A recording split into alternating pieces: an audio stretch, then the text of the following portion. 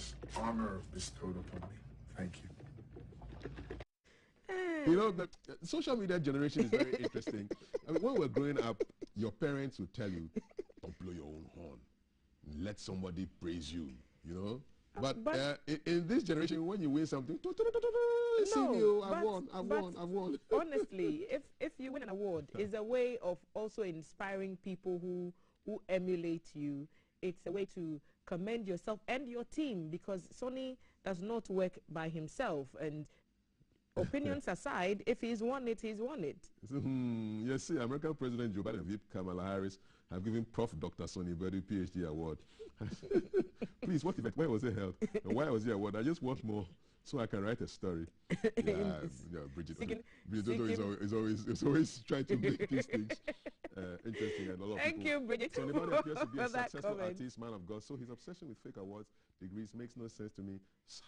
Oh, but Alfred, on what basis are you saying this award is fake? He says, call me Alfred. You call me Alfred. Alfred, on what basis are you saying this award is fake? The man has something and he's showing it, and you're saying it's fake. Please, what's your evidence that the thing is fake? He's holding the award. You said Is there a football trend there somewhere? Ronaldo is trending. Ronaldo is trending. Why? You want to talk about it? Coming live from the capital, this is the Breakfast Show. According to you. According to the world. According to you, hands down. That's him back home. Yes. I'm sure you would want to say. The people are happy. Teammates. I mean, the Ronaldo effect is just the training. People are excited. It's like we've won the Champions League and the league. And everything. It's in the bosom of England in general to just hype and overhype everything football.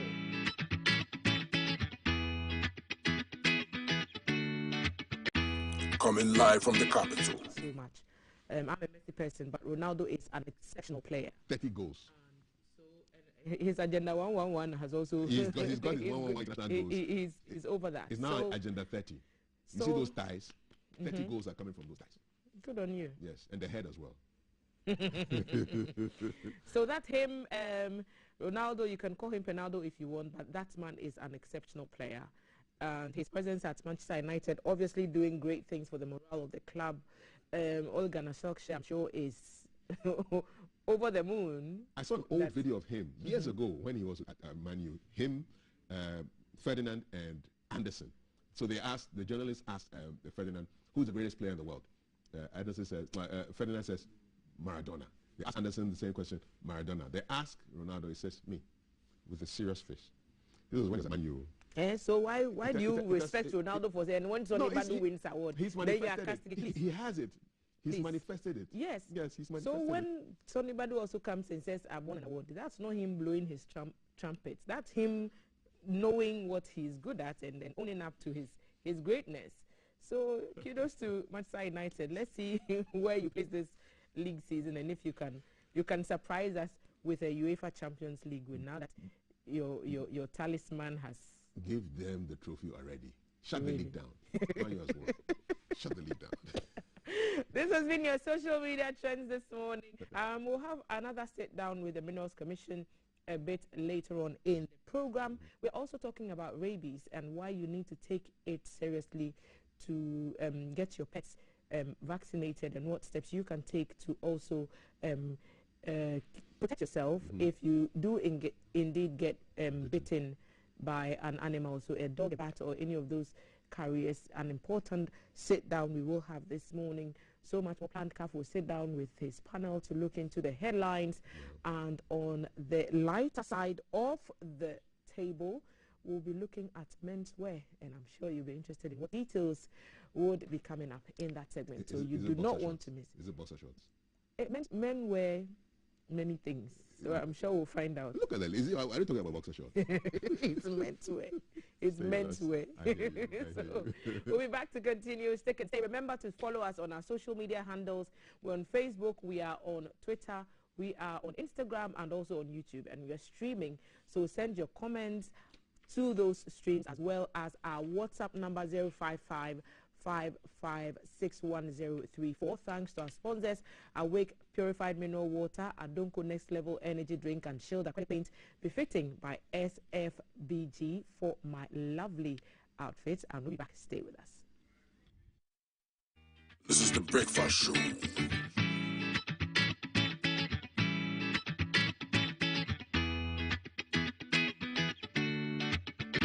Coming live from the capital. This is the Breakfast Show.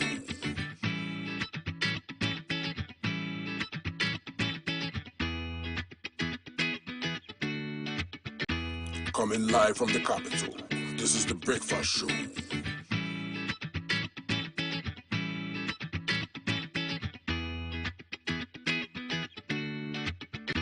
Coming live from the capital. This is the Breakfast Show.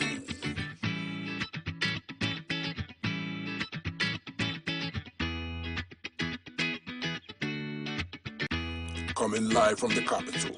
This is the Breakfast Show.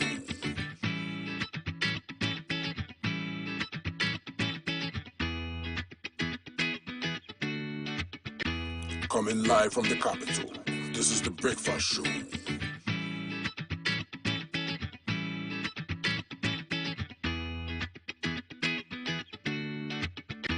Coming live from the capital.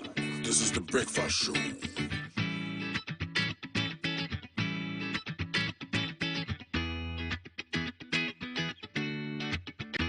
Coming live from the capital. This is the Breakfast Show.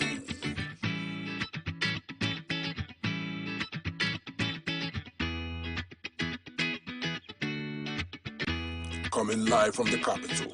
This is the Breakfast Show.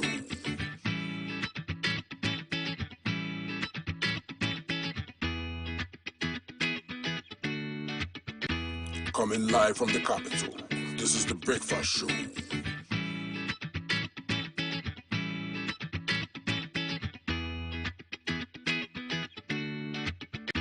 Coming live from the capital.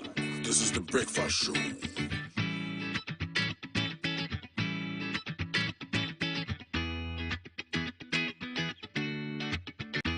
Coming live from the capital. This is the Breakfast Show.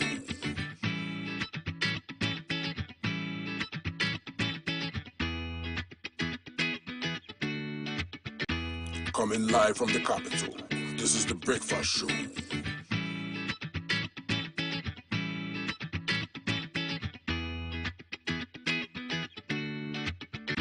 Coming live from the capital. This is the Breakfast Show.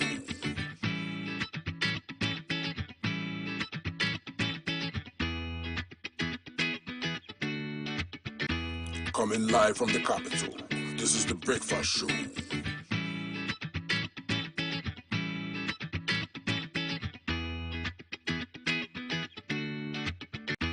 Coming live from the capital. This is the Breakfast Show.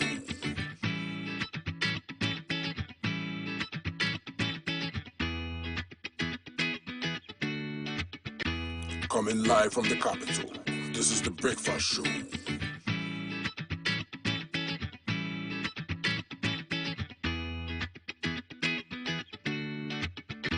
Coming live from the capital.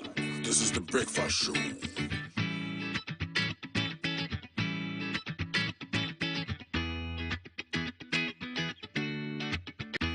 Coming live from the capital. This is the Breakfast Show.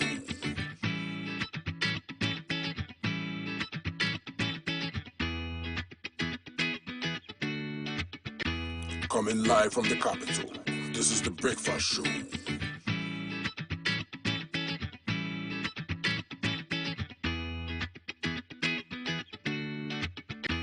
Coming live from the capital.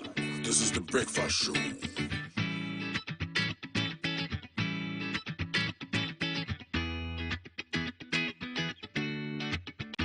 Coming live from the capital. This is the Breakfast Show.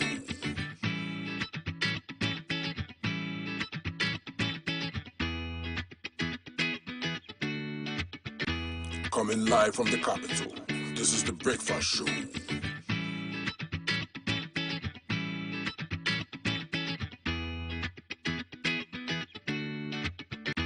Coming live from the capital.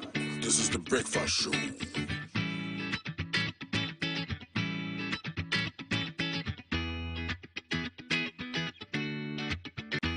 Coming live from the capital. This is the Breakfast Show.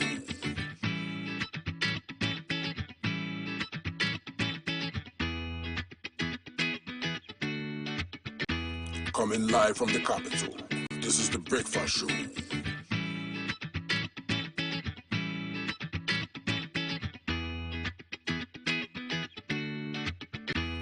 Coming live from the capital, this is the Breakfast Show.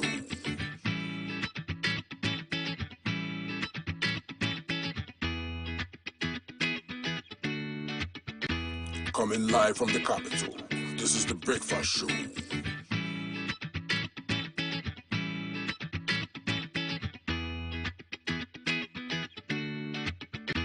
Coming live from the capital, this is the Breakfast Show.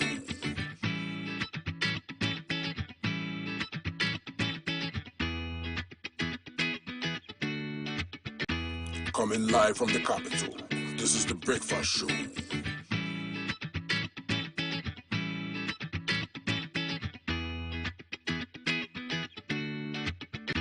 Coming live from the capital, this is the Breakfast Show.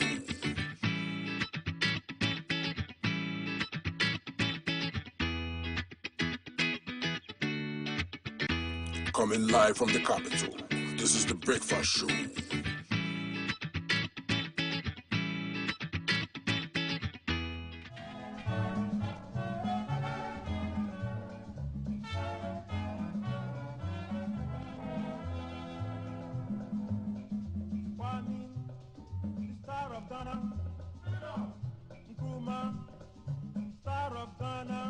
Everybody toils of the brave and the sweat of their labors, toils of the brave which have brought results.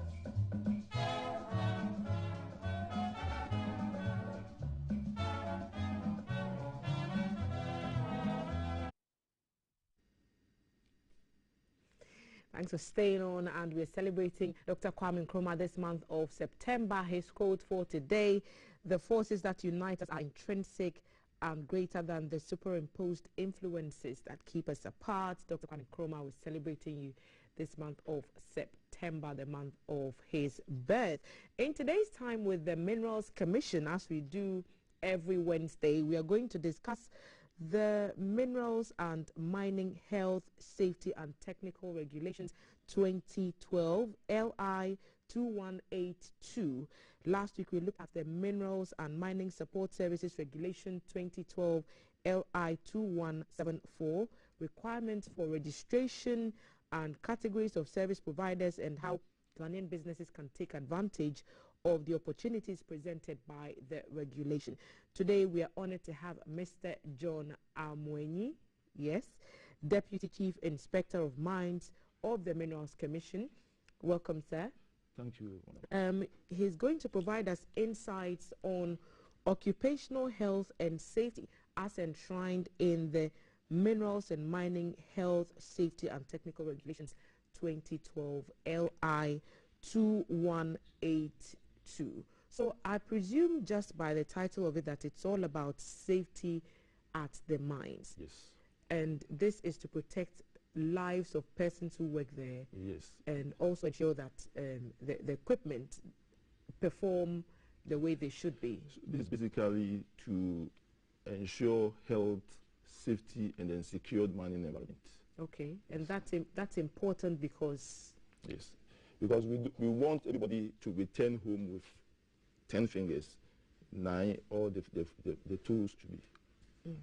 What's the situation on safety at Ghana's mines? For now, the situation has improved a lot because of this particular law. Was it bad before? Yeah, you see, before 2012, the mining regulation being used were the 1971. That was 1971. And then those regulations were having challenges, handicap, and then the regulations were mainly for underground. So mainly for underground operations. So there were no provisions for surface mining operations, like the processing operations, tailing treatment facilities were not there. Even the minimum safety standards were not in that particular regulation. So the regulators were having challenge in using it to regulate the mining industry. So it became a need to develop this particular regulation based on the Minerals and Mining Act 2006 at 703. So this regulation came into being. Okay, you've mentioned underground mining and surface mining. For the sake of those of us who may not understand the distinction, can you explain those differences for us? The difference, for underground mines, you will not see sky. But for the surface mines, you will see sky. Okay. So that is the simple... The safety situations for both would be very different. So, for example, what would you need to put in place for safety underground? See, you have a lot to do at underground, because the underground is a confined. We do excavation underground, a confined area. So always, and then where you are going, you need to support the roof. Normally in the mining tend to call it back.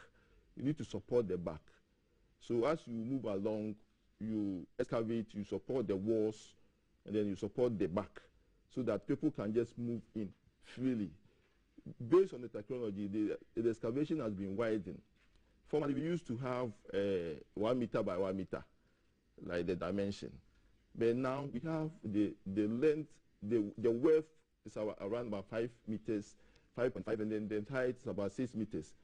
So there's a lot more room for people and equipment. Because of the machines we use. So if you have those dimensions, it makes it very easier for these machines to just move around, the modern machines to be used among.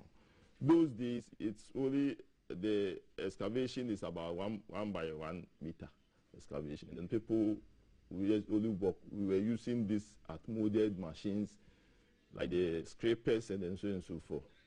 So, but for now, if we enter underground mine, you will see how the mine is. Okay. And when it comes to surface mining, what are the peculiar safety issues that presents when we are mining? You see, for the with surface, the sky above? The surface, we look at because you see we mine it in the form of terraces, and then the walls in the form of terrace, like bench height. Okay. And then the walls, you always need to be conscious about the wall. Because if you make the wall straight, it can just come on you. So always we have a slopes in the verticals, and then also we have a bench. People will stand on and then just work. So that makes it more safe. And then this is spelled in this particular regulation. That is the Minerals and Mining Health and Safety and Technical Regulation. That is the LI 2182 regulation. Yeah. So all those things are just spelled in those regulations. Let's talk about the law, for example. What are the unique opportunities or unique, what can I say, requirements that the law mandates mining companies to put in place to ensure safety? See, the law, even for the manager of the mine, you need to go through the certifications. So all the managers of the mine, if you want to become a general manager of a particular mine, you need to go through certifications. Like you go to about 5 certifications. The blasts, you go to the mining foreman, the mine captain, the mine subtenant, and then before you get to the mine manager, take it. So that one is one side. We also have other, like the safe operating procedures, which we need to just develop to just aid the mining. We also do risk assessment and then so on and so forth. So we have a lot in this particular. This particular regulation is based on duty of care, risk management principles, and then the workforce representation. And then this is for the responsibility for provision of health, safety, and then secure mining environment for both the mining company and then the host community.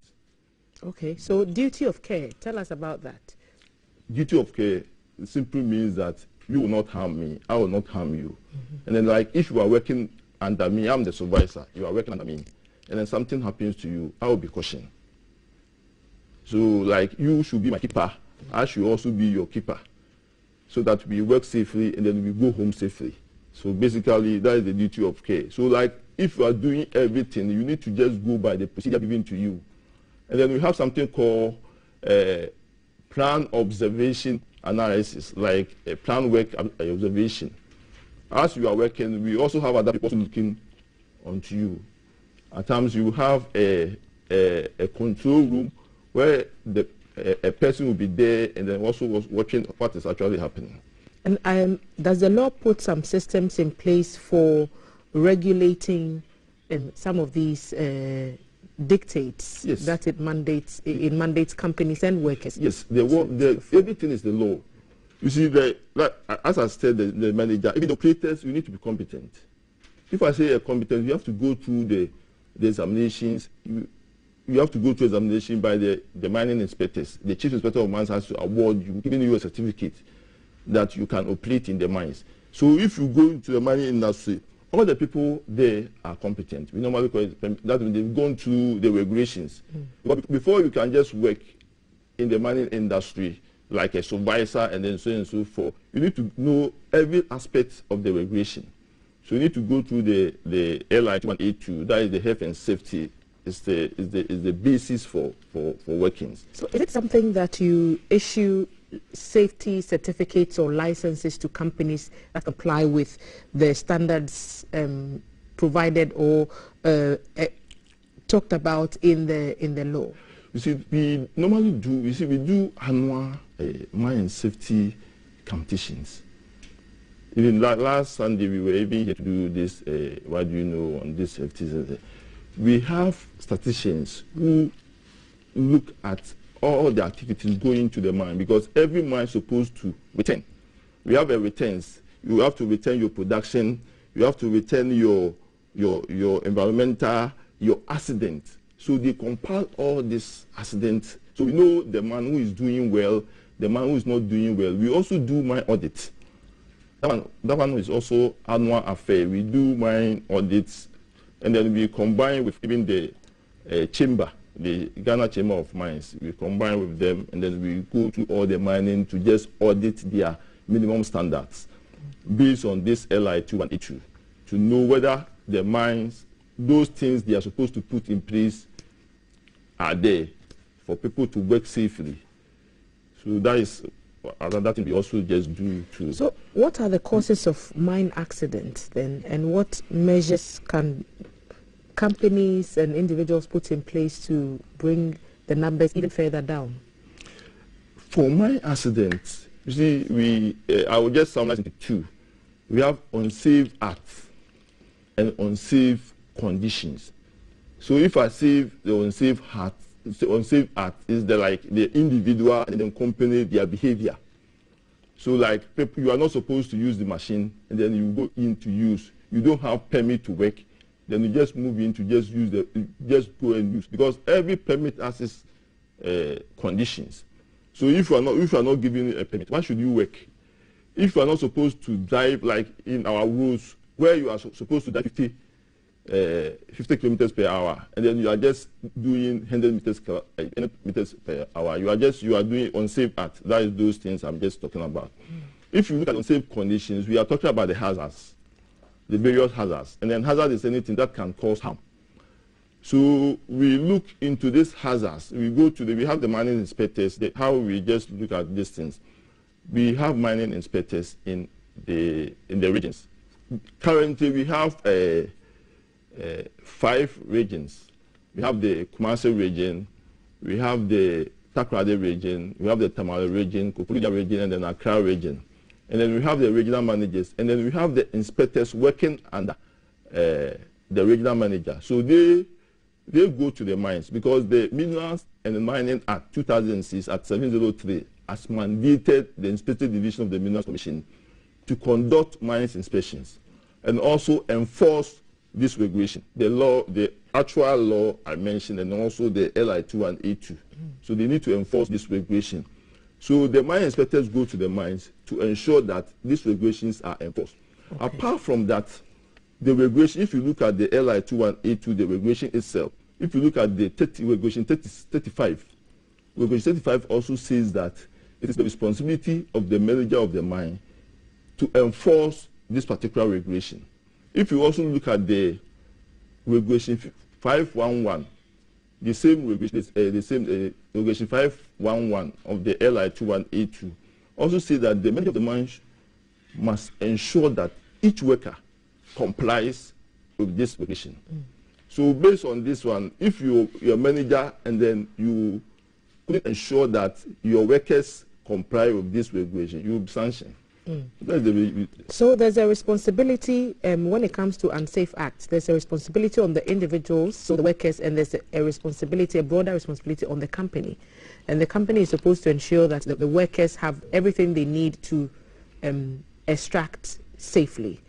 And then you also mentioned unsafe conditions with hazards. What kind of hazards are we talking about? Can you give us some examples? I can just give you if we say hazards, we have physical hazards. Like you've seen a noise, a dust, and you see the physical hazard. You see some excavation, which need to be covered, which need to be protected. You have the chemical hazards, like the spills. If I say the spills, like oil spill, something we can even use slippery, making the floor slippery. We have the oil chemicals hazard. We also have the mechanical hazard. We can have a machine without a guide. At least we need to guide all the rotating parts of the machine. So that one is also hazard. We have biological hazard, like the sanitation, and then also communicable disease, and then we also have even psychosocial hazard. If I say psychosocial hazard, we are talking about the peer pressure, the stress, like our works we do, even the stress is hazard, because it can cause harm. And all this is captured in the all is captured in the regulation. That is why we changed from the 1970 mining regulation to the modern regulation. This is even though we've changed, there's still some challenges, but I think this one is better. If we are able to comply with this particular regulation, I think we will not even hear any accident in the mining industry. It brings me right. Go on. But it's very difficult. You cannot say that cry, you will not just we will not hear any accident. We are trying to minimize and then also reduce drastically. But elimination will be very difficult. But with all our effort, based on this one, the mining industry, the managers, the supervisors, all contributing, and then also we also the regulators also moving in to just ensure that this regulation is complied. I think we can succeed on that. So it brings me to the question. You've raised it yourself. Challenges. It does sound from listening to you that you have everything in hand to make sure that the accidents are reduced, if not eliminated entirely. So what peculiar challenges are you faced with? For the in case of accidents and other things, I think this regulation is doing well. Like for the mining itself, if you look at we are mining clay, you see the clay mining. So that aspect of it is not mentioned in the regulation. If I say the challenges, that is in terms of mine, because formerly clay was something we were even using it in our Apotoyoa and then so and so forth. But currently, because of the Islamic industry coming in, we need to also look into those things, because you can mine, but how to manage where they are mining, the environmental issues, how you reclaim the area there, because you see normally the clay are mined at the slums and then the waterlogged areas. So how best we can also just reclaim those areas is another thing we also need to look to just improve on this regulation. So that is what I'll just say. And based on data that's available to you, what would you say is the level of compliance by the companies? The level of compliance, in fact, is very, very high. I can just recall, if you look at the 2019, the number of accidents as compared to the 2020, 2019, the number of accidents we recorded was around 554. 554. But if you look at the 2020, it came down to 285. And then for now, currently, what we have recorded is around 53 or so. So you see the trend of the decline. Yes. So I think we are, but one thing we are also facing is the fatality, the death, because you can just have a few accidents, but the death too is very, very serious. We consider the fatal accident as much serious, which we need to just do well on that particular one. You see, recently we had 3 fatal accidents, and then what we noticed was that 2 of them were based on fall of ground.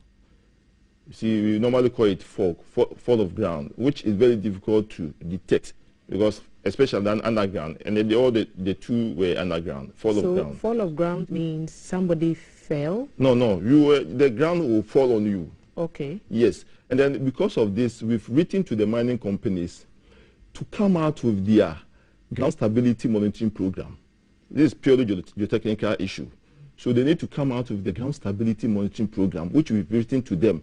And then this one is spelled in this particular, in the LI2182. If you look at the 127 of the LI2182 and then also 84 of this particular regulation, it's just spelled that the mines need to just provide us with those stability monitoring programs so that it will even help the mine, because based on that you will know whether where the people are working is safe or not safe. Because you mentioned at the beginning of this conversation that yes, even to ensure that structures are put in place to keep the ground yes, from caving in, the support and is a requirement. Yes. And so if you are having accidents due to that, it means that people are not complying. That's why we need to. You see, we always see continuous improvement because we were not facing this type of accident. So, but now we have just seen that the others are going, but this one coming in, especially the underground mines, we need to strengthen our effort. Even the commission has even sponsored about 2 people for this particular geotechnical issue, so that the commission will have a competent people who will also oversee in terms of the ground condition. We were not experiencing it, but as you mine and then the supporting aspect of the mining is not going on, or the filling aspect of the mine is not going on, at a point.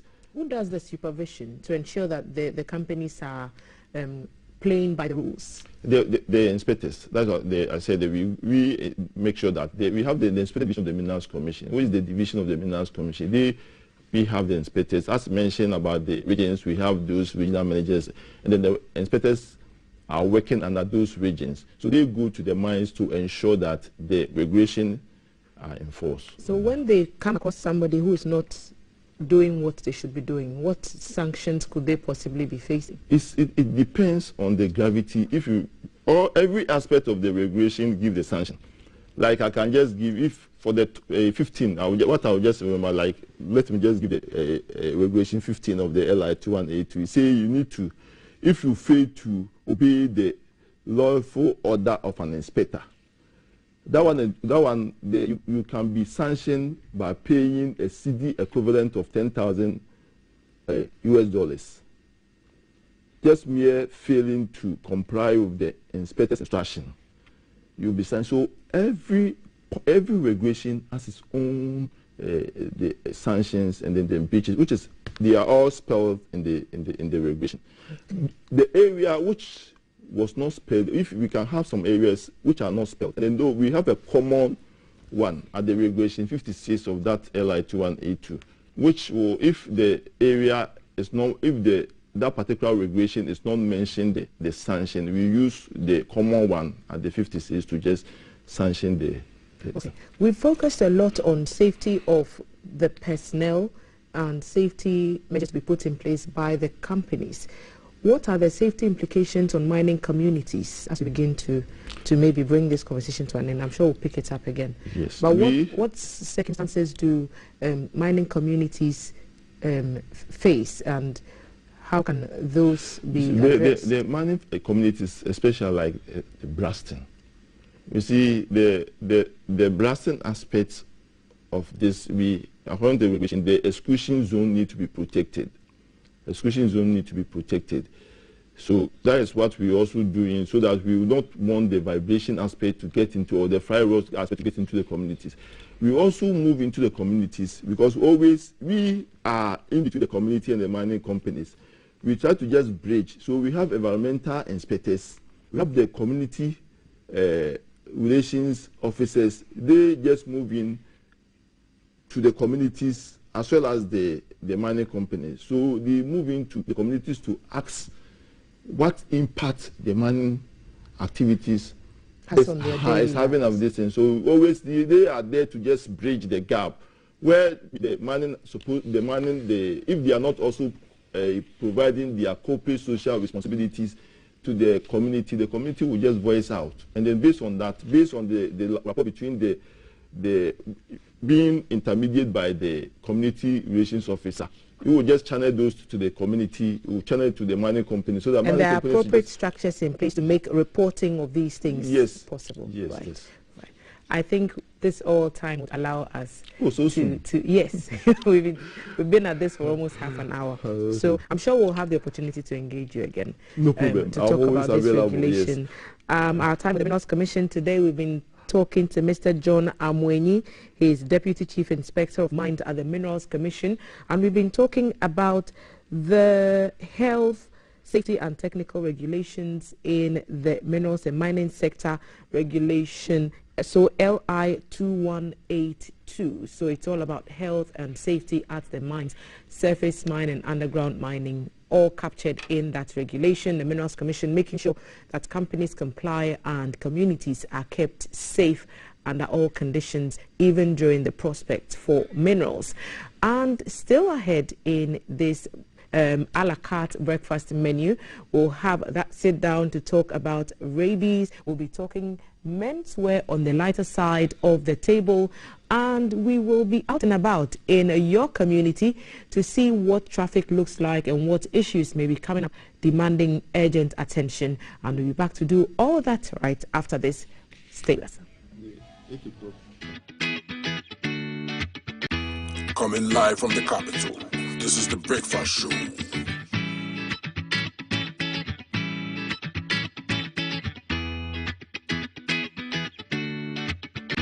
Coming live from the capital, this is the Breakfast Show.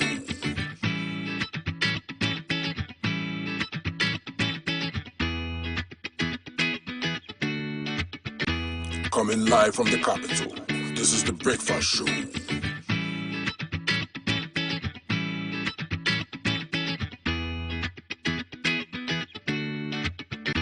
Coming live from the capital, this is the Breakfast Show.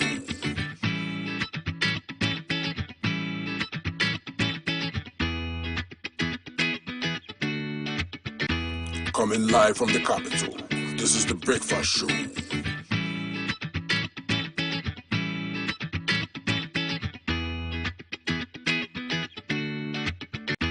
Coming live from the capital, this is the Breakfast Show.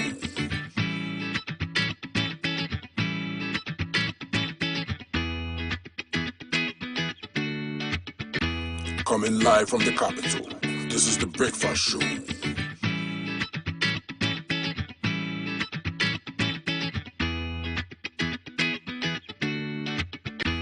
Coming live from the capital, this is the Breakfast Show.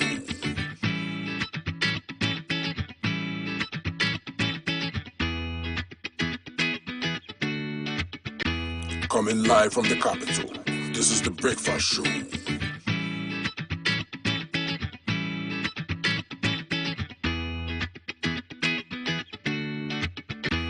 Coming live from the capital, this is the Breakfast Show.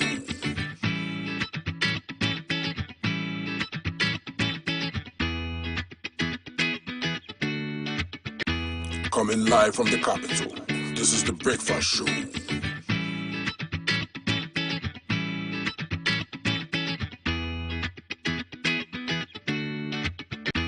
Coming live from the capital, this is the Breakfast Show.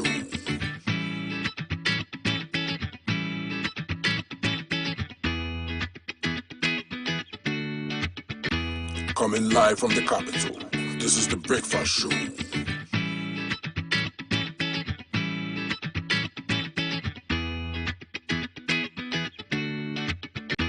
Coming live from the capital, this is the Breakfast Show.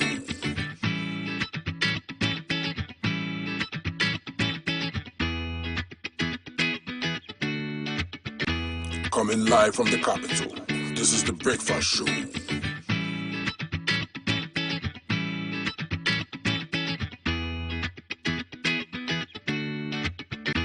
Coming live from the capital, this is the Breakfast Show.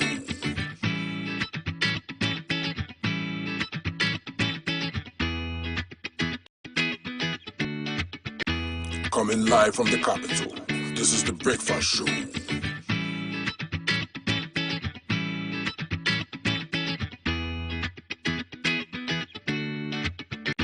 Coming live from the capital, this is the Breakfast Show.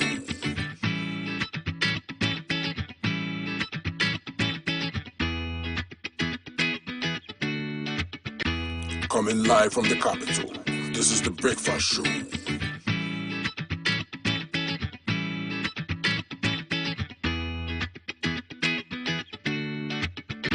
Coming live from the capital, this is the Breakfast Show.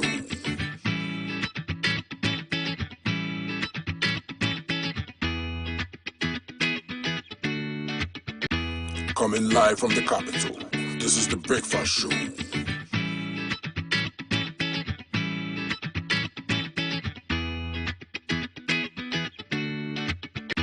Coming live from the capital, this is the Breakfast Show.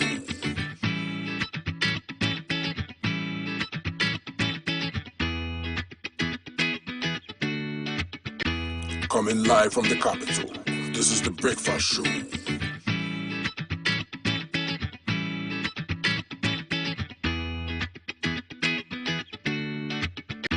Coming live from the capital, this is the Breakfast Show.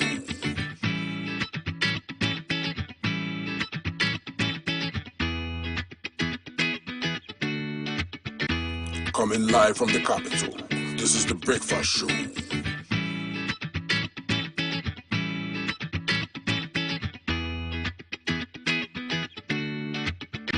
Coming live from the capital, this is the Breakfast Show.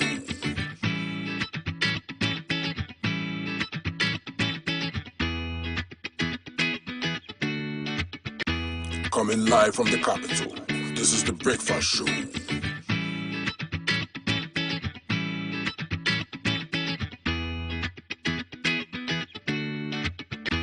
Coming live from the capital, this is the Breakfast Show.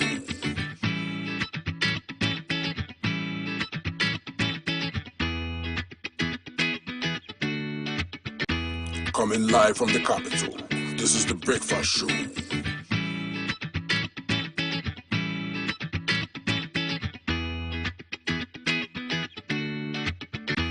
Coming live from the capital, this is the Breakfast Show.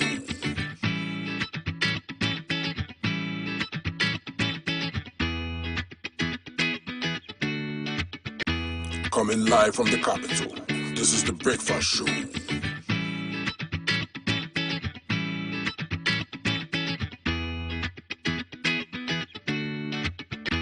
Coming live from the capital, this is the Breakfast Show.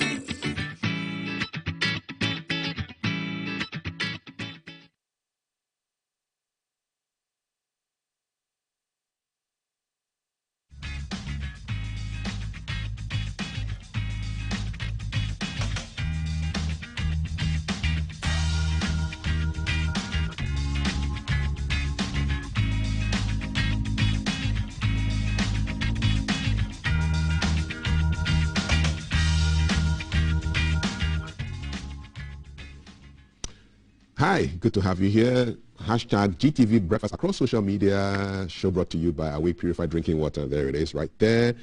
Shield Acrylic Paint and Adonko Next Level Energy Drink. Coming up shortly, headlines. We'll be looking at the big stories of the day. And you want to look forward to something on Ghana Menswear Week and how to raise $1 million for your project. Oh, my guest says $1 million. That's great. But before that, let's go to the Evans Atta Mills High Street where our colleague Alan has a rush hour report for us. Alan, hi, good morning.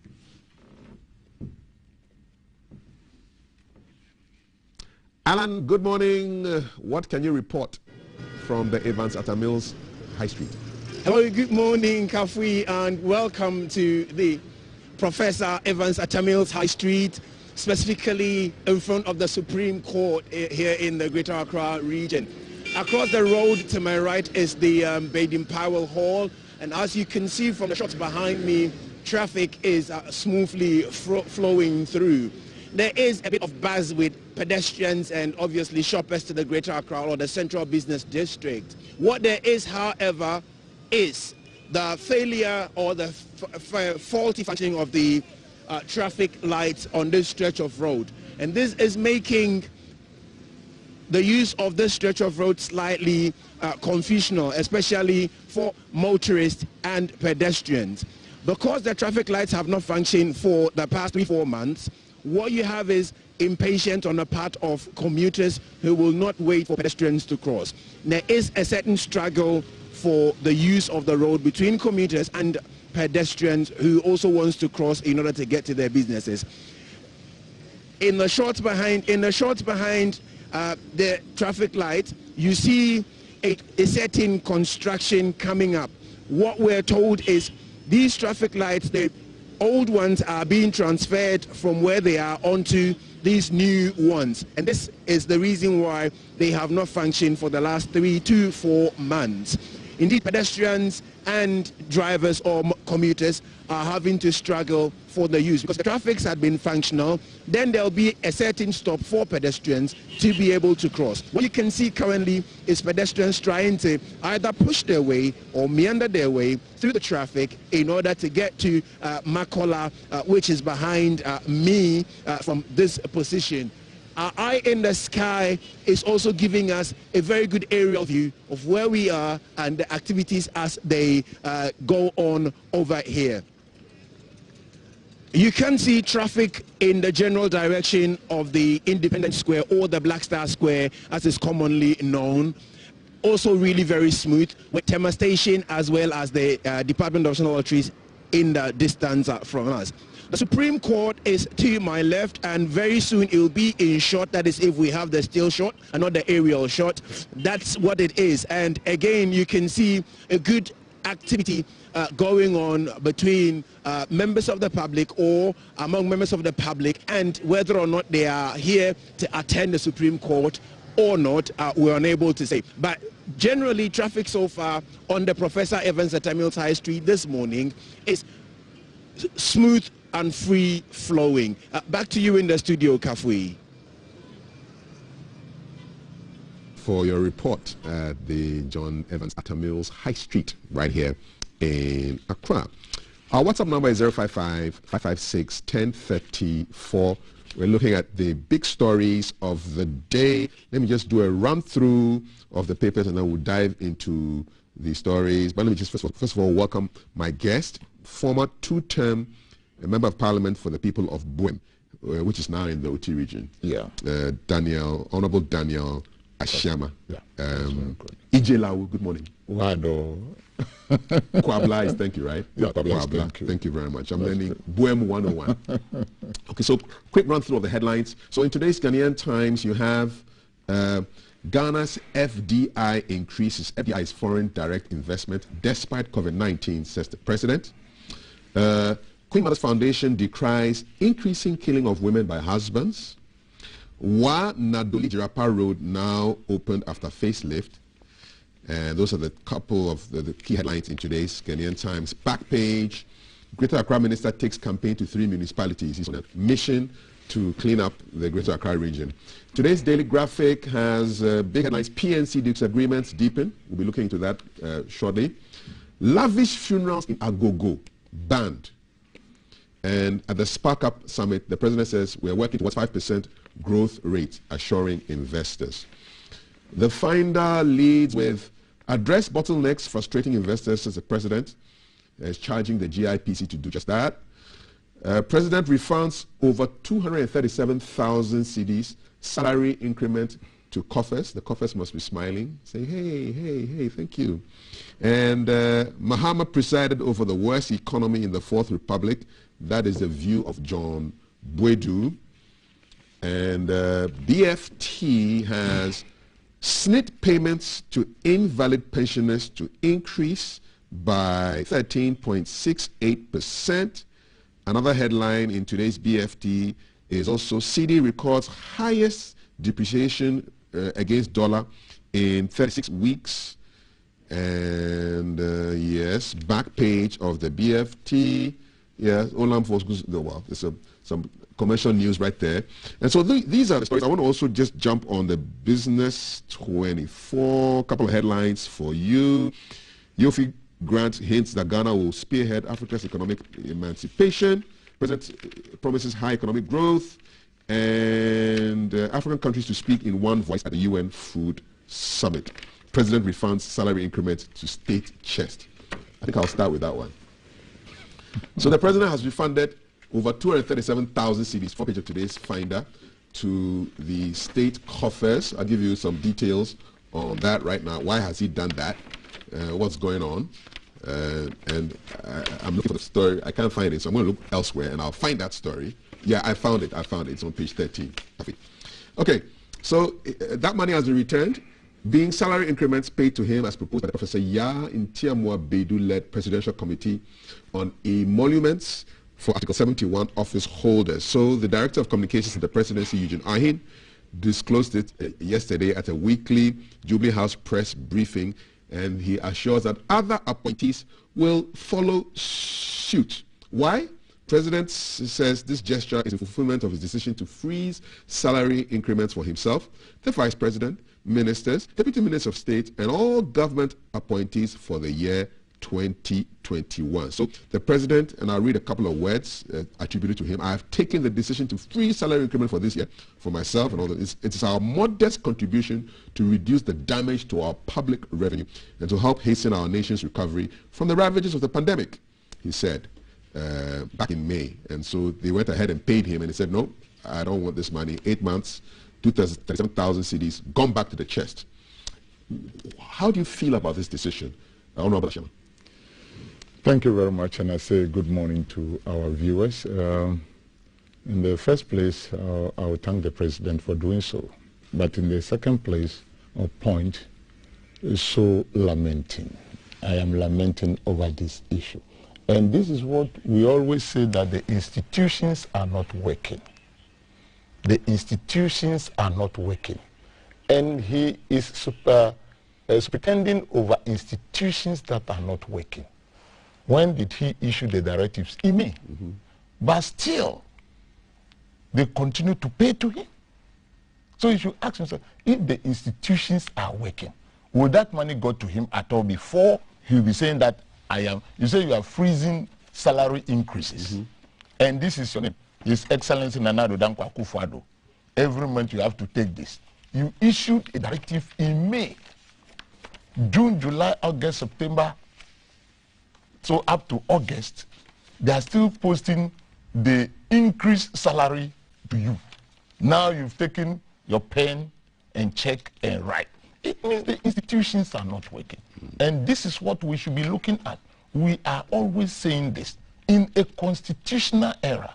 Now, if you have to write and refund the money, what if it comes to me or your minister and he has used that money and doesn't have any money to refund? Then it becomes what? You have to find the money. You have to find the money. You don't have it. Don't you see people that somebody will come and borrow your money? So I'll pay you at the end of the year. It gotten to the time and the person says, I don't have the money. You can arrest me. Haven't you heard that before? The person don't have the money. So you arrest him? I said, these are the comments people have been passing. Haven't you heard it before? People are in jail for owing money based on Gary. Yes. They bought and didn't pay. So take it. The law must work. Yes, but the law is not working. The law is not working. So I thank him, as I said earlier on, but this tells him that the institutions are not working. He gives directives and people are not following up. Because immediately you issue the directives, the Accountant General Department, they should put systems in place to ensure, like the banks, if we change money today or things, interest rates have increased, they put it in their system. Before you go for your money, the system have actually worked on the balance for you. Why do you think the systems are not working with respect to this particular directive he made in May? To be frank with you, my president himself is not ready to ensure that the system works. And that is all. The constitution is not working. Let me give you a practical example. In the constitutional era, we have a constituency without an MP. The president is not talking. We have SAL constituency without an MP. Is it not a constitutional provision? What SAL means? Santokofi Akpa Fulolobi Lekpe. All these people, about 20 communities, don't have a representation, which is a constitutional provision. They're not talking about it. So what about money? He's also not going to talk about it. So you always be writing the checks. What of if he has forgotten? The institution must work, and they are not working. I am very, very sorry. These are some of the things. A lot of things have been happening in this country. The Constitution says that, look, in a procurement process, if somebody violates procurement process, it is an infringement on the Constitution. The Minister of Health has violated. What did he do? He rather go to tell us that, oh, Ghanaians are and all those things. Are you referring to the Sputnik Doctor, V? Yes. Sputnik V Yes. procurement? That is a constitutional provision. Yes. It is not because you like the person or you don't like. It is a constitutional provision that has been infringed upon. What did the president do? The bar stopped with him. He must say, sure. So this is one of the things that we are saying. And it has gotten right in between his legs. That the directives have issued in May up to now is not working. And so, yes, straight. Let me put it that way. So, up to today, now that you are writing check, that tells you that the systems that you are governing are not working. What do you think of the gesture itself, the decision to freeze salaries of him and his appointees, as in solidarity with the system that we are living in, the hardships that are being experienced? What do you think of the gesture itself? Never mind the fact that they did not listen to his direction. That also throws a searchlight on the issues we in the minority have been raising. And the MPP will tell you that, oh, everything is well. If everything is well, our financial position is resilient. Why do you cut salaries? Why do you freeze salary increase? Because we're in the middle of a pandemic. Is that a good reason? Pandemic? Yes. We finance it. And we got foreign donors giving us money, $1 billion, that we are asking for accountability and we cannot see. It's another way of telling you that the system is not working. The president saw the oath that I'll use the Constitution to govern. The Constitution says that any man to the serial calling is not just to pick a phone and say that, oh, now we are there, you continue to assume. You are not making analysis of the situation on the ground. And that is very, very important. I know we have different groups of people in this country. Those who are in my mother's group that they cannot read, or they can read, but they cannot write. We have different groups of people. But those of us who can read and attend to it to analyze, when we are talking, and the serial callers are telling, oh, to it is annoying. Go and ask the person they are telling that, why are Ghanaians saying that things are not working and you are not listening to them? Why do you get the impression that nobody's listening to you? Like my people should have gotten an MP. You should have asked the EC that you have given a lot of millions of dollars to, that why didn't you organize elections for this? Why these people are not having MP? Because that is the Constitution. And so now Parliament is not full. We should have 276. Okay? It is not full. And that is unconstitutional. Unconstitutional. The Constitution says that every part of Ghana must have a representative in the House. We don't have it, but we have a president. He's not talking. So you blame the president for the lack of representative for the people of Central Kofi, Akpafu, Lodi, and direct. Likpe? I have to. And I'll continue for the next 4 years. Why don't you blame the institutions? The institutions? Yes. Yes, that very institution made a mistake. We sent it to court. Have you ever heard in this country that an EC boss declare results 3 times changing figures? Have you heard it before? So who appoints this person? Who appoints the person who is doing the wrong thing? That person who appoints the person who is doing the wrong thing must speak. Okay. And he's not speaking. PPA boss, ABIJ, selling contracts, which is unconstitutional. Ghanaians spoke. We spoke. Did he listen? What did Baba do? Nothing.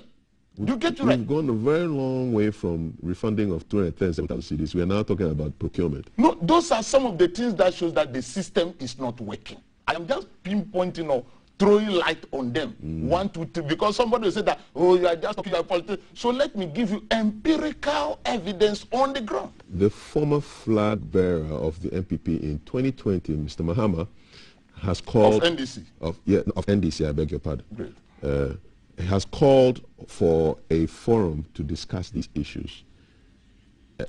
It's being poo-pooed. Yes. But with your attacks, are you surprised? Oh, that is being poo-pooed? Yes. No, we are telling them there is nothing that I've said right now that I pull from my bedroom. It is something that is happening in this country. That is not good.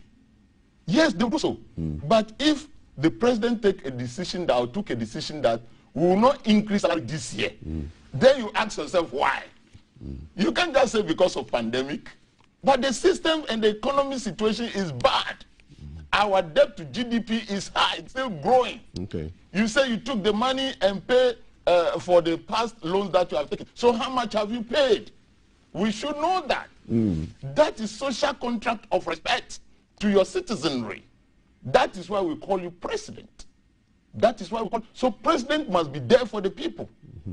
So if you are in a family, as a father, you only respond or take care of 1 or 2 children of yours and leaving the rest, then how do you think those children will be thinking about you? Daddy don't like me. Daddy does not listen to me. And that is, or those are some of the things that bring about juvenile delinquency. So you want the authorities, you want the president and his men and the women to listen more to what the NDC has to offer. Not NDC, Ghanaians. Okay, but you represent Ghanaians. Yes. And you are the largest opposition, Yes. the only opposition party. And if you would like to call the, I'm sure, is it symposium or conference? That, forum, yeah. Forum, that is fine. Because same one, we had it. We invited Ghanaians. They said they will not go. Even during the writing of the 1992 Constitution, you invite them, they said they will not go. So sometimes I sit down and ask myself, what has been the benefit of the brains that the MPP said he has for Ghana?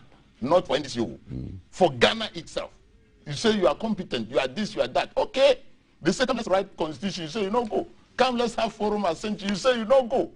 And then even why should they invite you to a place where even the Ekwadonko, they were just went there and were sleeping. So you always poo-poo. But you see, the economic situation itself is telling everybody that things are not well. If things are well, our infrastructure, we could see it. Our educational sector, we could see it. Our health sector, we could see it. That is how you can monitor that things are working. You go to buy gas at the gas filling station, you could see that the price have stabilized and it is not increasing so much. Those are the things that you see. You don't just always have to go to the classroom, but the issues or things on the ground will tell you that yes, things are working very well or not. And in this situation in which we are today, you could see it clearly when you move along the streets of Accra. Yes, and it is raining. Yes, we know floods have been coming. This is not the first time. We know gutters have been getting choked, but this is not the first time.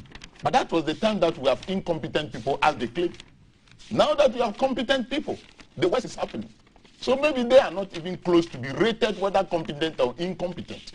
But what we are seeing today on the ground as a nation, that is out. You're watching GTV Breakfast. My guest is the Honorable former MP 2 times for the people of Buem on the ticket of the NDC, Honorable Daniel Ashama. Yeah. And if you have any comments you want to make on the top story that we've looked at so far, you can send them to us on 055 556 1034. We will be speaking to another issue right now. I've just been joined by another guest who is here with us. Mr. George Ayisi is the public relations officer for NADMO. George, good to have you here.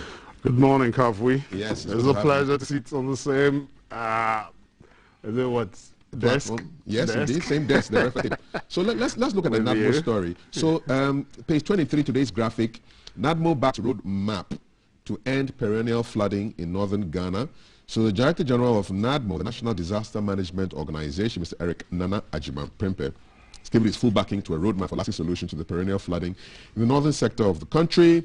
So the roadmap is developed by Star Ghana Foundation and its partners in collaboration with NADMO, with, among others, in the short term, mobilize resources to support flood victims, complement the efforts of government to bring finality to the perennial floods in northern Ghana. So this is a roadmap that has been put up, and well, NADMO, you didn't have any choice but to back this roadmap, did you? Thank you. Good morning to you. Good morning to the Honorable. Good morning to our viewers and your production crew. Sorry to be a bit late. No, go ahead. I know normally we come wait till about 7:30 before we get on air and say you've changed. It's an early breakfast. Yes. So I thought it was, I will plead with the production crew when they call it at the time. Don't worry. I'm sorry. I don't have any wahala with you. Thank so you. Let's flow. Yeah. So you don't have any choice but to back this roadmap, don't you? Oh yeah, we have a choice, but this is also very good. We attach maybe our choices to that, so that we'll be able to roll out a very effective strategy to help people be able to survive in these times, especially in the face of the possible spillage of the Bagri Dam. Okay. And so that is a good one. Okay. Support flood victims is very important. Right. You know, when people are affected, especially their livelihoods, they lose their livelihoods, and then where they are going to stay and go.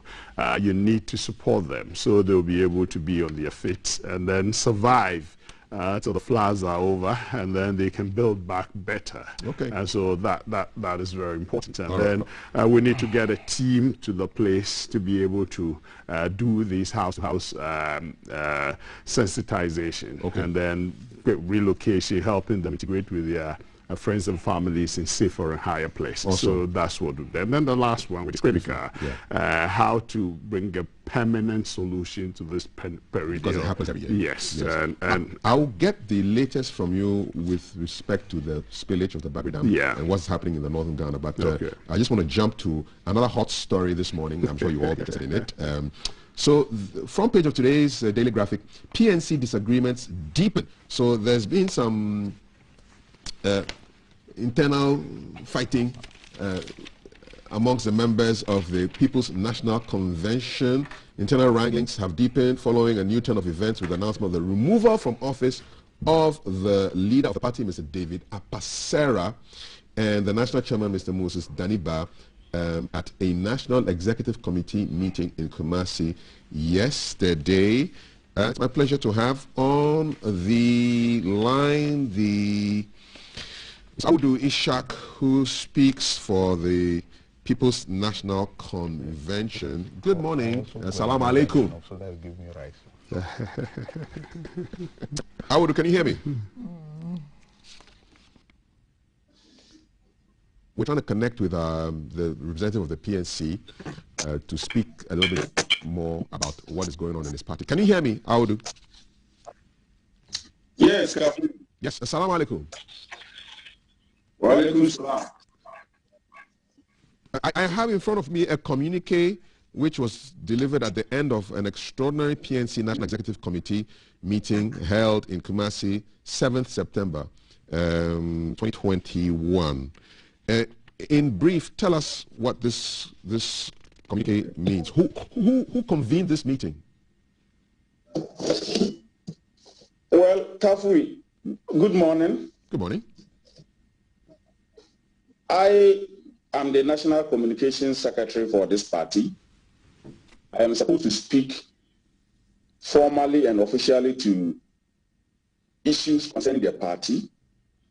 And I wish to place on record that as far as the PNC is concerned, there has not been any meeting at the instance of the National Executive Committee since the 28th August 2021 meeting that was convened in Accra, at which meeting a decision was taken to suspend indefinitely the General Secretary of the party, Ms. Janet Nabila.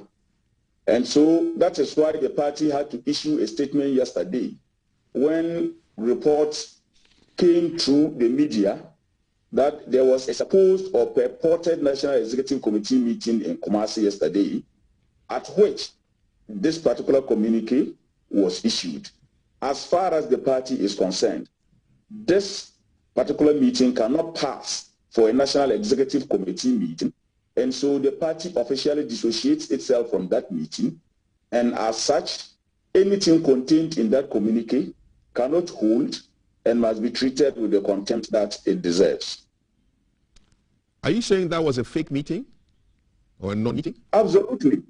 Absolutely. The party, the PNC is a party with a constitution, And the Constitution provides in Article 45 expressly how National Executive Committee meetings of the party can be convened and can be convened. And I can tell you that yesterday's meeting in Kumasi does not meet any of the stipulations of the constitution of the PNC. And so it cannot, like I keep indicating, pass for a National Executive Committee meeting. But I will do the first statement in this particular communique which I have here is quoting that particular Article 45 of your constitution. Exactly. And they've based their meeting on that article. Are there two different interpretations of the same article? Well, you know that the party constitution, every article in the constitution has clauses and sub-clauses. Now, the PNC constitution, like I said in Article 45, 1A, indicates clearly that a National Executive Committee meeting must be convened twice a year, or an extraordinary National Executive Committee meeting can be called. Any such National Executive Committee meeting must be convened by the leader of the party in consultation with the national chairman and or the general secretary. It went further to indicate that the standing committee or 1/3 of the membership of NEC can request for a National Executive Committee meeting. But every National Executive Committee meeting of the party must have the consent of the leader of the party. Moreover, it stipulates clearly that every National Executive Committee meeting of the party must be chaired by the national chairman of the party. In his absence, his 3 vice chairmen. In their absence, a regional chairman can be appointed to chair that particular meeting, but with the written consent of the leader and the chairman. Okay, I would do. So at this meeting, the communique I read says the National Vice Chairman, Mr. Haruna Asante, chaired the meeting. And the Central Regional Secretary, Mr. Adefioy, was virtually present via Zoom. We don't disagree with that. Mm-hmm. I'm just telling you what the Constitution says. So according to you, the meeting was illegally constituted. Is that correct? Exactly. We don't consider it a National Executive Committee meeting. Probably a group of people decided to meet in exercise of their freedom of association. Why do you think this is happening? Why do you think your chairman has been sidelined from this meeting? Well, if this particular meeting is anything to go by, the party has been aware for some time now of a group of dissatisfied party executives who are outraged by the decision to have the General Secretary suspended indefinitely. And instead of them, as it were, approaching this matter by exploiting the constitution of their party, they are rather taking the law into their own hands and engaging in these acts of lawlessness. If you had seen our statement of yesterday, 7th September, in the aftermath of the issuance of this communique, you would have. Audu Ishak, I believe, has frozen. Can you hear me? Yeah, I'm frozen now. Can you hear me? I can. Yes. So just to quickly get to the heart of this matter. So this communique claims that your chairman and your leader have been removed from their offices, and in their absence, the Greater Accra Regional Chairman, Mr. Bala Main Kankan, shall act as national chairman and leader of the PSC. What does this mean for the party? Kafui, I have told you that there was no meeting properly so-called as a National Executive Committee meeting. And as such, any communication or communique for that matter coming out of that meeting cannot hold. So whatever decision is contained in that communique is null and void, because the meeting itself does not pass for a National Executive Committee meeting. What happens? If you want me to speak... Yes. So what happens after today? Because because if you want me to speak to the contents of that communique. Okay, so let's put it aside. What is happening now? What is happening with the People's National Convention? Because obviously there's a big schism, there's a big split, and you have factions. How do you resolve the situation going forward? Well, the party, just like every other entity, has procedures by which people can have their concerns addressed and their grievances looked into.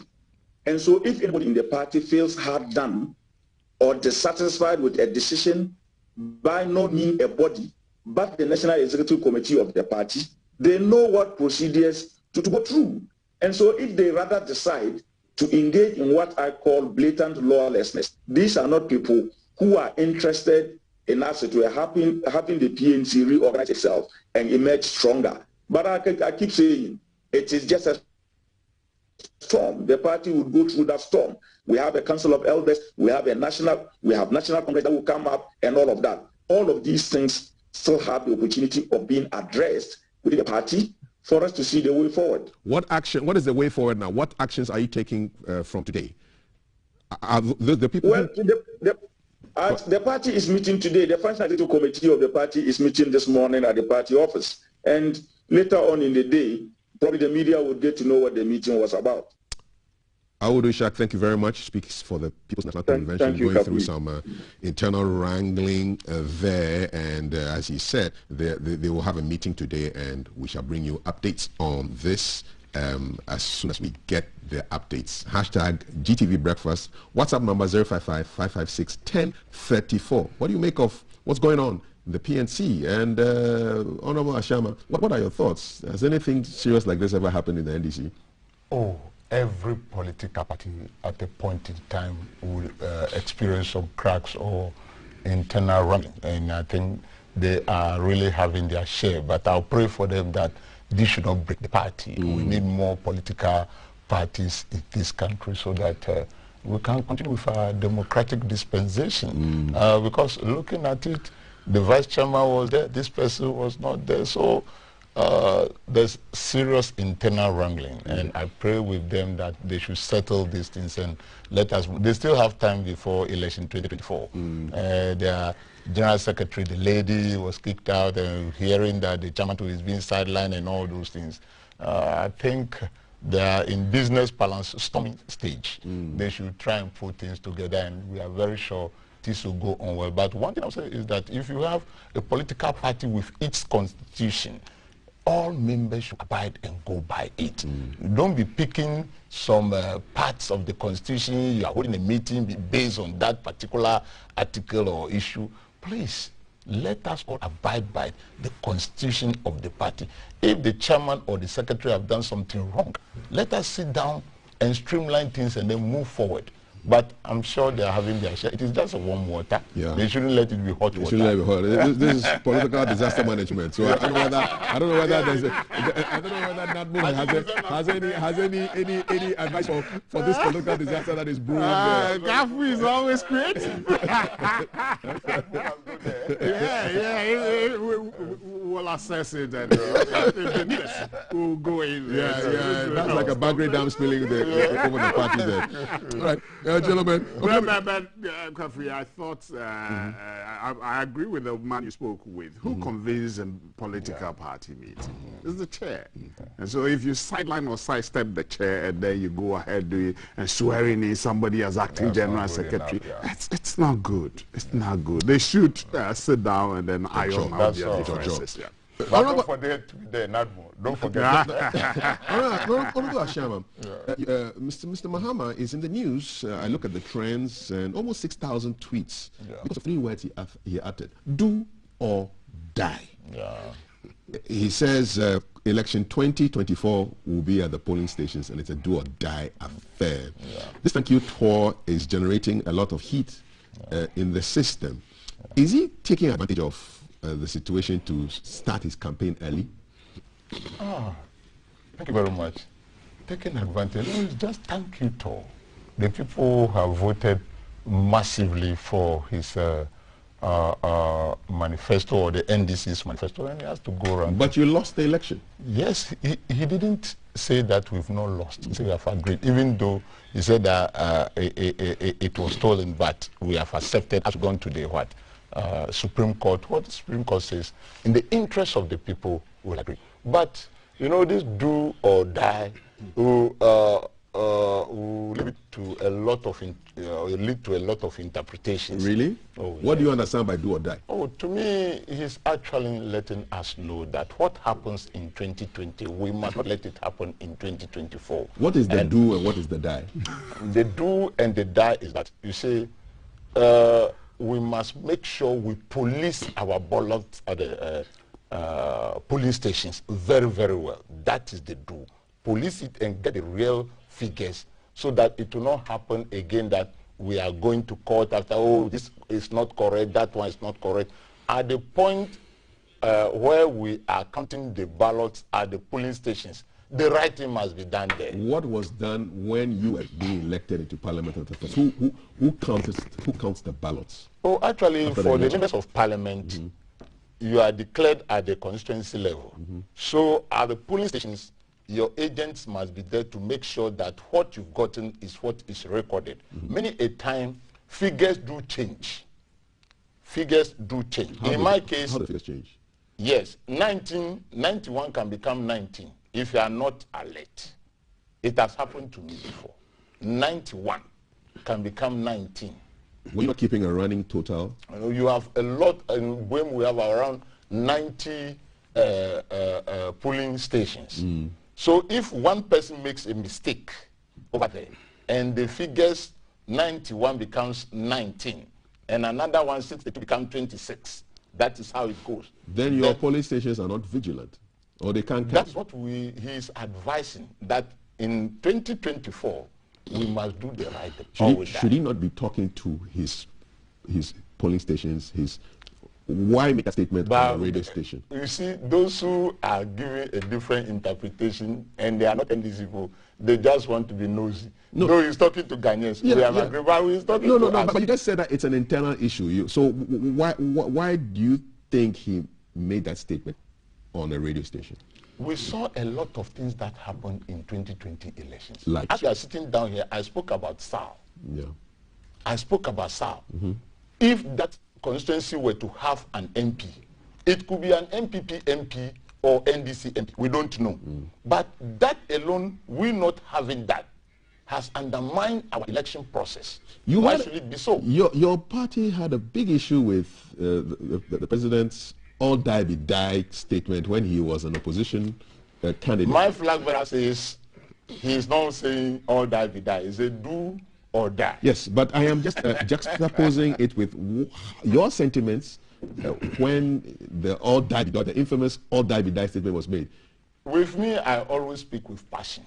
Okay. Because I believe it is not because of a political party. That's why I'm speaking like that. Ever since I started teaching as a teacher, becoming a marketer, that is the way I speak. But I'm telling you the fact on the ground that the election 2020 had a lot of issues that we at NDC must not sit down again to see them happening. Where you see on social media that somebody is ordering somebody change the figure, write it like this, go and declare. Why do you think, in your words, you sat down for those things to happen in 2020?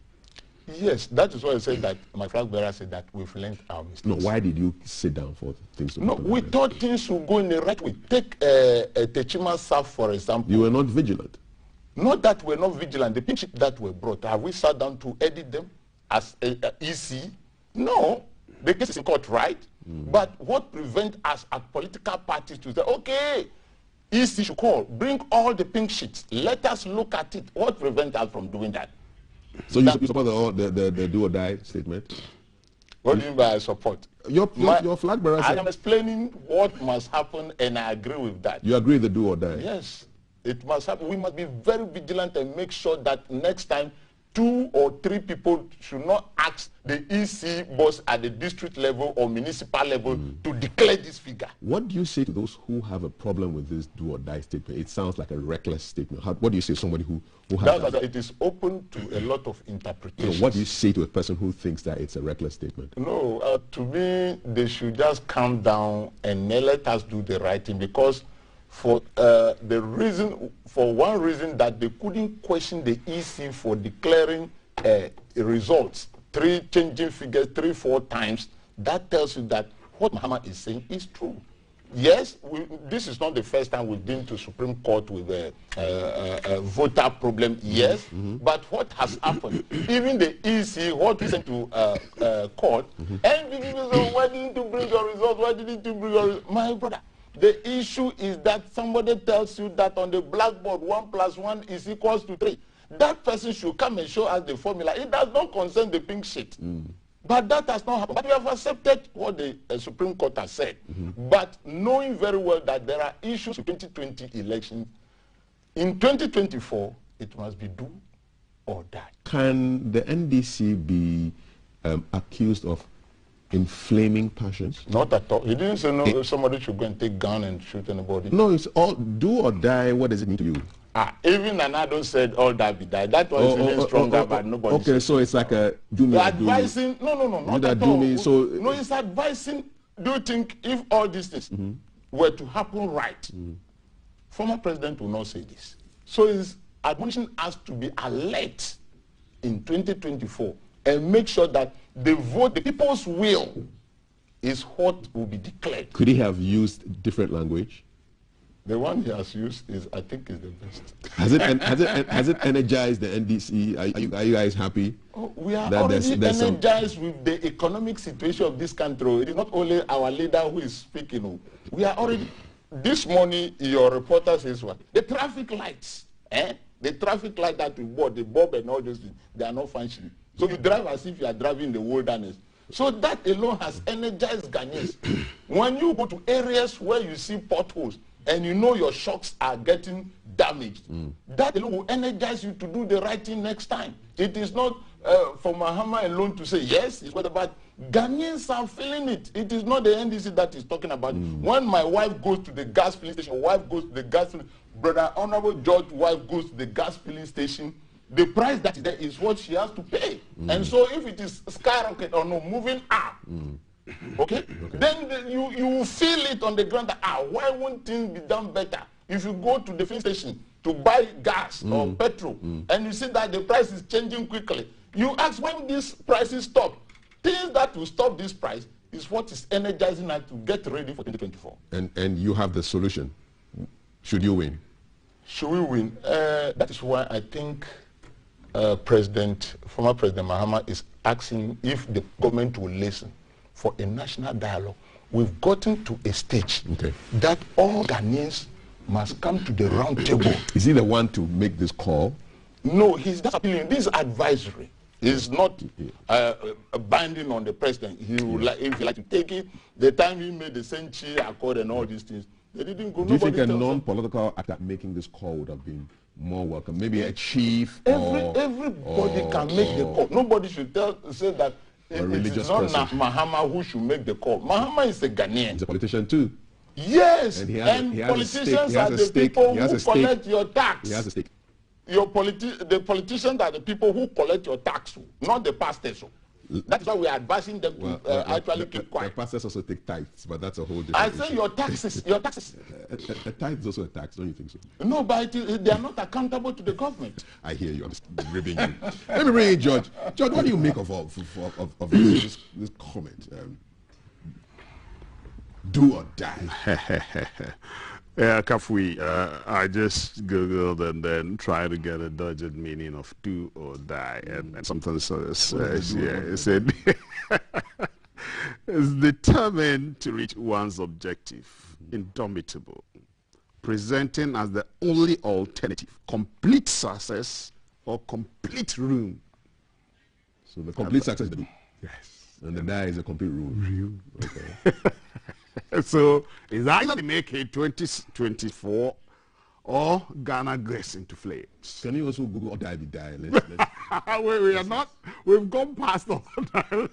I agree with you. I agree with you. When last time, let me tell you. No, you do know what? Tell me. I agree with you that he was reckless. Let me tell you what. When we're campaigning, no. You asked him. You asked him whether the statement was reckless. And I want to associate myself with it that it was reckless. It is because they are not learning from the past. Let me tell you something. Was the past more reckless? Let me tell you something. No, I will not run away because my president, the president of the republic, on one of your sister stations, I don't know when you were there then, admitted that comment was not palatable and apologized to the people of Ghana. President Akufo-Addo did that. And you know what I want to say? When we're campaigning in Cape Coast, one of our strongest holds in Cape Coast is the Eifua Enclave, okay, around the Polytechnic Wesley Girls area there. It's a kind of bourgeoisie communities. We're doing campaign and one time we go, Kukudu, all that, you see the response. It energizes the yes. An elderly person called me aside and said, hey, Kwaju, anytime you make that call and response, we get panicky. As if we are plunging Ghana into war. When did the president stop that? He ultimately, he apologized. He apologized along the line. I think along which line? No. Even before he became president, he apologized even before he became president. 2016? Yes. No. Before. No, all that was around 2012. Yes. Yes. So along the line, before 2016. Yeah, before 2016. Before 2016. Never. He did. He apologized. It was one of your sister stations. I think even Star or Kasapa. One of them. Oh, that is okay. He was in the studio. He apologized. You can Google this. Can easily be Googled as well. So you get it in the studio. So do you want Mr. Mahama to apologize for do or die? Oh, it's a reckless statement. To be honest, he wants to. It will be good if he does. It will be good if he does. And he's speaking too early on matters of 2024 elections. We have a long way to go. In politics, 1 week is a lot. Is the NPP being distracted by this thank you tour? Because no. You see, when you say something, then there's a political communication. In political communication, are you getting distracted? No, we are focused. And it's our general secretary, our communications director. They are doing the jobs. The government is focused on its responsibility to the Ghanaian people. Okay? And so there's a wing that is saying in political communication, if you let it die, it's going to fester. Move on, and then, the ramifications at the time you want to respond maybe that. Okay, so that is what you're doing. Let's respond to it, and then we keep going. But I personally, to be honest with you, I thought we need to pipe down on the response, almost every time, if though they are doing their work. If you do that, you're giving prominence to him, okay, and his thank you tour. When instead of telling our stories and all that. Do you think he's getting ready for 22? You think it's like a political tour, right? Oh yeah, this is a political tour. It is a political tour, but he has the right to go thank the people that, in his own words, about 6 million who trusted him and voted for him. But he never won the elections. He's admitted it. I think one of the tours in the Bolga area, he said he went to court to, assuage the pains of the. It will be foolhardy. It will be foolhardiness to ignore your main political opponent, especially when we have a target of breaking the 8. Okay, it will be foolhardiness to ignore him. Okay. You cannot say he's inconsequential in this political space. No. He has been a president of the land before. Okay? He's gone into election and garnered 6.2 million votes. You cannot take him for granted. What if the NDC swerves you and brings in a new candidate? That's their we are focused. Whoever they bring, we are focused on who we are going to bring. Okay, and we'll go for a delegates conference and all. And you see, I'm wrapping up. Yes. I want to touch on two things. The Senchi thing. What was the outcome? Okay, we had to go to IMF, everything. If you had probably gone, the argument if you had gone to speak with them, you would have brought your wisdom to Oh, come on. We had voted for them. Let them give us this thing. Citizens were there. And the other one, last one, the SAL issue. How about the 1992? The constitutional. Yes, the conversation. Oh, come on, that was we were not a political party then. You get it? So individual Ghana Bar. So are you assuming that MPP is Ghana Bar Association? No. You get it? We had not formed the MPP. So please, you can't say MPP. People are saying we didn't go because Ghana Bar Association didn't go, and most of our leaders are lawyers, and it's wrong to do that. Kafui, the last one is I blamed him, the Honorable Ashama, and Madame Helu. I said it sometime he was angry watching it at home. I said, look, you were the sitting MP for Buem, Madame Helu MP for Howard. And the issue of the SAL issue came out, and you kept mute in Parliament. Huh? When the people of Santro Kofi, Akpafu, Lolobi, and Lekrebi also decided that they are not going to be part of the OT region, and you kept quiet. And when they put the constitutional Article 47 or so, what it entails, one constituency cannot fall within 2 regions, and you kept quiet. Did you fail your people? Some people could have just been pushed to the Buem people. That's why he would have been the MP. He did. Did you fail your people? He did. This is a reckless statement. Did you fail your people? He's making a reckless. He went to sleep. Did you fail your people? Who ensures that we have constituency? Is it MP or the EC? Who ensures that?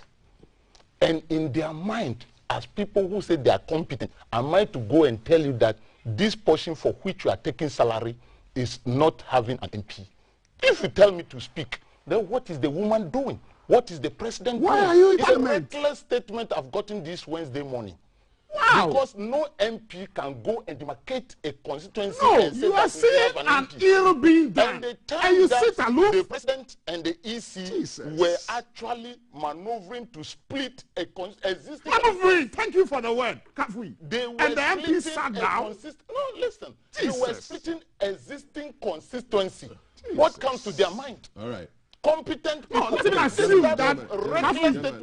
Let's assume they were diabolic. So the They were question being is that- diabolic. is And it you watch my all question aloof. Is it an MP who Let's bring it creates a down. constitution by the constitution? Message. or Then I don't the need you as EC? my MP. I don't need you as my MP. Who does that? Who does that? Oh, We are paying money to the You see wrong an people. evil being done, Getting and you say, I oh, let tell them you do this it. morning that the institutions Gentlemen, are not working. gentlemen. The institutions are not working. Gentlemen. You pay somebody to do the job. Toby. The person Oh, didn't do come, the pipe job. down, And pipe you down, are pipe asking down, as bro. a member of parliament Toby, to go Toby. and use constitution to create a constituency. Mr. Ashama. This is a very useless statement this Mr. morning. Ashama. That an MP should create a constituency. No, I didn't say that. What about that? let's So go. then MP sack the EC. insists. Then it means we are not having an Thank you very much. We are going. We are We not are wrapping having up. an EC. Thank you very much. Hey. Thank you very much. For We that. are not. Thank you. We la. are paying money Merci, to la. a useless Oh, EC.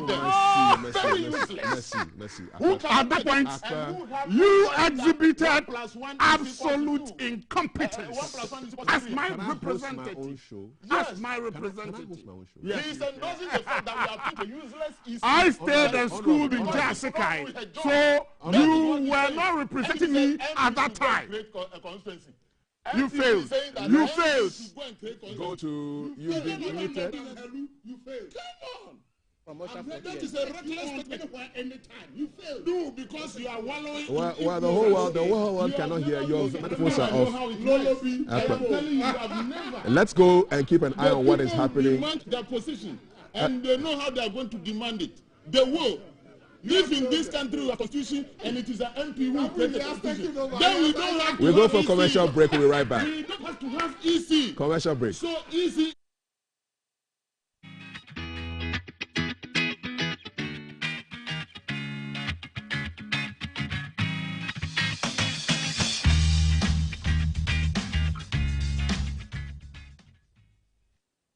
No, that's not it. Because you are wallowing ignorance. You are not ignorant. MP cannot create a constituency. No, that's not what I said. I said You that were in MP parliament. should- Listen, that's You were not All in right. parliament. Let's see what we're keeping an eye on this very morning.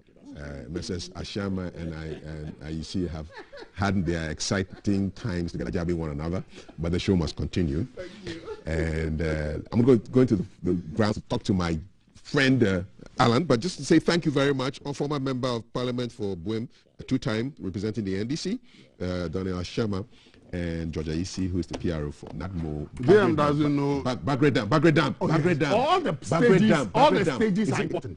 So MPP, we know. They've not spilled it. They are still, this thing is fluctuating, so they are holding on. No timetable?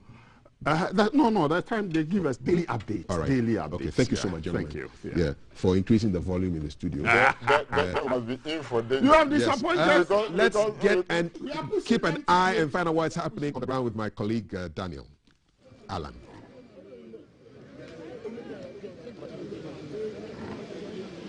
Hello, good morning, Kafui, and welcome to Shatter Beach. We're specifically in between the James Ford prison and the new harbour currently being constructed. Indeed, one would wonder what brings you to this place and why would you come to Shatter Beach. You will recall a few weeks ago we visited the Choco Beach and then the Jamestown landing site, where a few issues were raised by some women as well as men who plied their trade at the Jamestown landing site. These women used to be in the Jamestown Harbour and were relocated. It will interest you to know that even though that is the officially demarcated place for those who were relocated, conditions over there is not conducive to landing their canoes.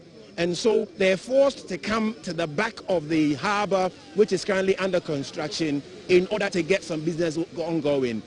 This morning has been really very good for them. There is a huge good catch. And so life, as you can see, is buzzing. Don't be too worried if you see someone walk right into our shot, because life here is really very buzzing. It goes without saying that they also have their own peculiar problems, which they would want to speak to for authorities to act upon as fast as possible to make their livelihood really very okay for them as much as possible. The chief fisherman, Nisempe, has agreed to speak to us and to highlight the problems they face at this very beach. I'm going to bring him on to speak to us. He will speak in the Ghana dialect, and I'll try my best to bring some interpretation to what he had said. Ni imbona janshi no manye ni lebine kenkre wemo alo sane ni masmo ni mabi ni owa wo no na shishi no mu di nya ha mokrede ni gba nyina ya bi ene kenon nya basmo ni afi anya lebine no chama kan manye fe mbanyeru manye mambi menyo manye kun fege ngbaji ni okoso ni je nyonu simpe wolache fege nu gba wona bi ja mu gba wona peji o petrol discuss kan wa enye balebeni wata wole we fafi petrol ni ba bi no je te oje e na ma fe ni ji kole na ga fi wa go te wa gbo onye eje mesile wohin e pa ko jugba lele o baba Shatter Beach aga wa Shatter Beach lele o ba je lembe bi so no go fi ne ga lele go fi te we so mo bobo de wa wo ko na Shatter Beach o ye ga shi bi this wa bo na wa ya na bo won fe mo mi aka wa ga fe fishes ji ji chochola ji shi mo na ga shi bi ga de meri ji ba ba mi mo gbo mi ni o me o chi fe meri ji ba futo de abo da na kan ke ha wo but me abo na me ko na ga na fi o ni ru ti abo na fi o lan te wo na ga ko mi bla la wu e fo se gba ni ngo ko na ga ji so fi te ku ga chunu an bo na mi wa mi fu me wo fi ga ga wo pin o to gba do ni gba wo na je te no ji ila ya wa ga mi lo ga chunu fe lo ni su wa mi chunu ni obi fe no na school sky ho ga wo be school gbe wo problem de be abo na ko so na e gba wo na wa e gba wo le ma be na be me kokko chemo bi amini na amika de ga lo ni amika wo close store se na ho e wo ga shere ga be na ba chi wo na chilele ko so ye wo mpin chilele go fite mere wo le mukuru ba so yi mukuru le so se no ni agba na so na e pi wo wa lo je go fite bobo de na ga je gbe fun na close se bobo de ni e ke ba se kura to mo no ji e pa o mi lo mo o no ka ba mi o me o so le je gboyin bi ami ni ngbo no awufa le no jini ga wakata shi ogbara bi o cheme ka sha ga jitu kwa o cheme ma chu ni na america na bibi na ko amebi ngene no ga ni e bele na ga no ye fafe ma bi ro na ma ngene ja oble ma o cheme fa pi mo shi am wo fa to mu ne ke bi ami wo ga bi ko ba ko wa bi ko ma chi e no Femini sani amishamiao. Go vita bo na gaje gwefere nye kwa. Simbo ga fa me gwefo me ni e shoyi. Nda sa go ba wo wo shoyi. Sika fo ga me ni e ko ngbe. Na ma ba ko wo shoyi. Ga spray go gwa na gba pin wo. Te wo so mo kura. Wa ba mo de go wa bo ra afi agbena na me ko ni wonye wa wo shile. Aga bele won pin wa. Ni dani magmo heno ya what islamo ye kolena. Ni nyangame ni oje ha wonu nhia ke. Boni afi kolena. Egbala anyelele kenye ya ha nye ya ajonye bi na hu de nche nya ba de nche to no tonhe owie bebe ken bi obe a chinya wo mensa gini ami na kan pepe o ne ke wie mo ne miniji gbaja no to ni osusu akeka ato e ba chakile ne ha nye ya ajonye ko tro su opeji aga wonye o ga fero so ba bo mo ko na ka wa bo mi je be ga wo te wo ba jo je o te be jo ba na me tuni ye mo je no je ni wo ba na no je no wo tuni ye ndu school ya fa she wa no te ya unika shede ne wa do mo na hu na ke beta she wala ma na wo no ka je mi pi awole me ipi mi cha ko me she mi pi mi awole me ka ye hia me pe mu hia mi ka ye ya lo pe pe lo ba na ko no da ni mi ko amino no cho pe lo ka ya mi te na me ko mu ma na ko she ka me wo ri bi ya fite ni wo pi do ba na mo to le na ko wa le ka she almost 3 million na do ba na le ni do ba na ko bi me ba le 3 million na no chori 200 million na no ya bi lo chila do ka fe ya na do wa cho bomo yami e me abomo na ko ja ko ni ko na abomo na je mo je no kra ko na abomo na agbe wa abo na onu wa ya wa abo mi wo chu ni eje me o ni se ajo awofin no ni je teke na agbe no kra me ko me hu nya ma awi ake nya fe to bele aka nya te kole na bo fe bo ni ha mo yo eje me ko nya hiashi ni aban na nye ni ha mo ni yo ata ni amuna ha nye si nya ba bi ene pe nya di enche nya ke nya sumo nya fe bi ene nya shinlehe no hu mi ni jino no ba ke man bi na kpa na ke wi mo ne no ma ke man ba ma ke mo yo ga yo aga fe wo shila ga ya bi no fo bi no bi en gbo wa na mi she ko fo bi fe no bi fe gbo na mi she no ni wo kwa mi no wo pin wo wo ye sha wo na wo wo ga afi ko na fe wa hin ka mo ga hin we ma hin kokoko wo gbo woni ka fo bi nu ma gbe fe no ka wo se gbe fe no mo ju ma kwa mi ogeje olele ka nu ni fe mfite ngba ba ni o ba ye ka wole me be ko fite be ka wole me be ma he be ni wole ma me ma no nyina fe wole ma me ma ka so yin so ti onyo na ka ya wala na lo ko ku wa be ma fi o ha ngba ni ko na wole ma me lo me pi ame le me pi mo ka na go lo to e ba bi e ba ku lo bi e ba na ko pa se aye e ba ye ku to bi e ba hu ko ba na we ba ye ogeje lele ni lele aga wo to ko lo ni bi e fite be agbe wo na be ma hu mu wonye ko fite lele ga ni ko to wonye kura won pi wonye gọfìnà kò nye egwu akọ nye jẹ wọnyi na ọ bọbọdẹ wọjẹ náà gbẹrẹ ahọ wọ́n yẹ wẹ̀lẹ̀ mọ́ mi o jẹ́ mpẹ́ ọ̀sùn. Ní lébìnrin wọ́n bá dàbòsí oyún adùn kẹbọ́n ní lẹ́njọ́ fún gbẹ̀yàmí kẹ ó gbẹ̀nà ní oyún ẹ̀sán ní abòbòtúwe ní abòbòtúwe ń lébìnrin mẹ́wọ́n he bọ́nà fẹ́ ni oyà kọ́ ni wọ́wọ́lẹ̀ mẹ́ ní kúlẹ̀kú ẹ̀sìn dọ́ni yọ àmẹ̀kẹ́ mọ́ ọ̀nàkó kẹ́ àmẹ́ sí dánú ọba aṣọ wà áyà àsán ní ọ̀hà àkọlọ̀ thank you very much. This is what Ni had said. I asked about they are relocating to this particular beach, as well as what peculiar problems they have relating to their fuel and also their nets and their fishing canoes. He actually made an indictment on government, especially one relating to deception. Says they were told the harbor was going to be for canoe fishermen, but it appears it's being built for trawlers and not canoe fishermen. And so he'd want government to come clean on that. Another problem he raised was the closed seasons. Their view is that whoever makes policy is not from the coast. And so the timing of the closed season negatively affects their catch. Because if you will make a policy to close season, then close it when, in fact, it's a dry season, not their bumper time. Kafui, back to you in the studio. Very much, Alan. And I must say, Ni's beard is just a glorious one. It reminds me of these Chinese Fu Manchu warriors, man. Well-groomed and really nice. Thank you for that report. So Shatta has a beach named after him. Shatta. Ugbojibo. Ugbo.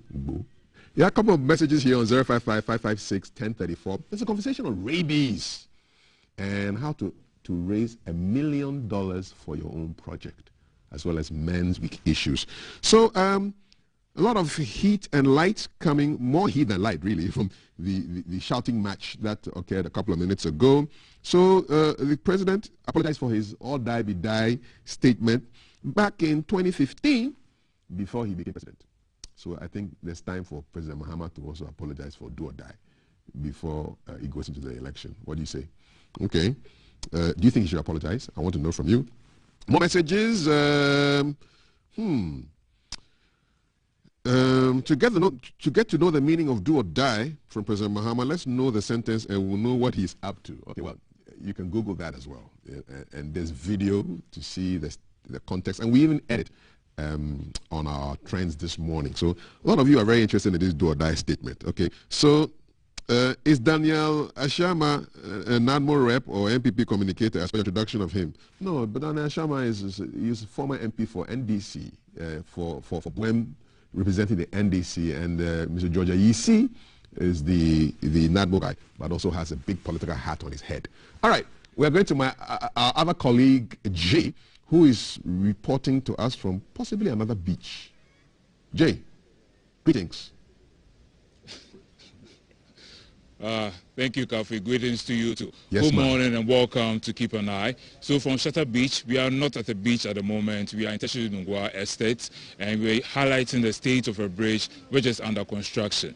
This area here used to be a flood-prone area, owing to the fact that the former bridge that used to be here wasn't wide enough. So whenever it rains here, because waters are coming all the way from Mampong, Medina, and using the Sangojo River, the gutter right here, when it's passing through the bridge, because the bridge isn't wide enough, it causes a flooding situation for residents over here. So they made an appeal to various authorities, and at some point they started constructing the bridge.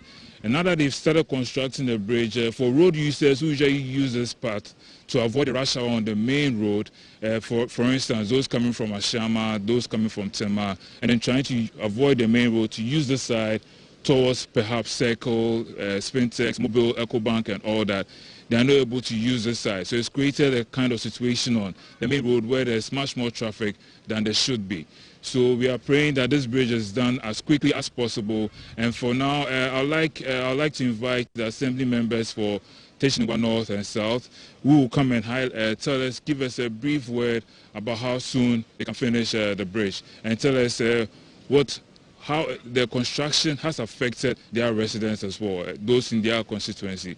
They are in the persons of Mr. Tarihu Alasan, who is Assembly Member for Teshinungwa South, Teshinungwa Estate South, and then in that Abango, who is also the Assembly Member for Teshinungwa North, Teshinungwa Estate North. Good morning, ladies and gentlemen, and welcome. Yeah. So, Mr. Hassan, what can you tell us about the bridge? Actually, this bridge was here for a long time, and it's giving us a problem in the electoral area. Sorry, the old one. The old one was here for a long time, and it's giving us problem. So we pleaded for the government, pleaded for the assembly. Former assembly members talk about it. We came in, we were talking about the bridge. It's giving us problem, and initially, last minute, we get a contractor who called us that they are going to demolish the old bridge and come and do anyone for us. So they come in and they started somewhere June 28. They started June 28, and the whole thing was started on the 5th July. 5th July they started everything, and they told us they will complete it in 4 months. So now we are in 2 months. So left with 2 months, they will complete the bridge to us. Should it usually take this long for the bridge to be constructed? Actually, we've been always, I'm on the contractor, asking him when. So always be telling me, oh, Honorable, we'll finish within 2 months, 11 2 months, so we'll finish within 2 months. When we finish, we can finish it, and everybody can pass on it, and everything will be okay. I'd like to take some comments from Linda right now, but I just want you to note out, I realize for the bridge, one part is covered and another side is uncovered. I'll come back to you so you can tell us more about that. Honorable Linda, I must say it's a pleasure to see a lady in our political affairs. Thank you so much for joining. Yes, the local government affairs. So how would you say the construction of the bridge has affected your constituents in the area? Thank you. Good morning, cherished viewers. Good morning. Estate North, I greet all of you. In fact, the bridge has been a problem. This road links from the people coming from Harbour, coming from Tema, Ashama, everywhere. This is where they pass. But because the bridge has been a standstill, people cannot pass here. passerbys is always a problem. Cars cannot pass here. So it has made the town, the main road linking to this place, there is always traffic there. And most people, students, this is where they pass. Children pass to school. But because this bridge has been a standstill, children cannot pass. Mothers have to carry their children a whole lot. It has been a headache to us. You will notice at the moment that because of the bridge construction, you realize that people have to pass very close to water so that they can get to their various destinations. You are mentioning about the bridge, why one side is uncovered and another is not. Actually, before they started, they wanted to do two covered bridges. So we complained to them that no, this one, water coming from here is huge. So they have to add another one. So that's why the project was delaying now. So they add another one to it now. So they're on it, doing the same vendor working. So how soon can they complete it so that people, commuters and as well as the residents here can use the bridge? It's 4 months completed. By now they have used 2 months already. So maybe 2 months they'll complete it. Oh, okay. So in the final rights, I'd like you to appeal to authorities that any other things in the areas you'd like to highlight on. You can touch on that as well. Thank you very much. We would like to appeal to the contractor to speed up with the work on the bridge because it's taking long and people are complaining. So we would like them to speed up with the work. We plead with the one in charge to speed up with the work. Thank you. I hope it doesn't lead to any kind of situation where people have losing their lives or any robberies and stuff People have really lost their properties. Oh, okay. So it's a problem. Yeah. Thank you so much. Your final word. Actually, we are pleading to the government and the assembly as well. Our MP has done well. He has given us a street light in the area. Even during this bridge, there's a street light in this area, and there's a street light during the bridge. If there's not a street light here, you cannot do anything on it. So the MP has done well, and we are pleading to the MP. We need a more street light in the area. And the assembly as well, the MCE, we are pleading to them. They should do something to us and speed up with the contract.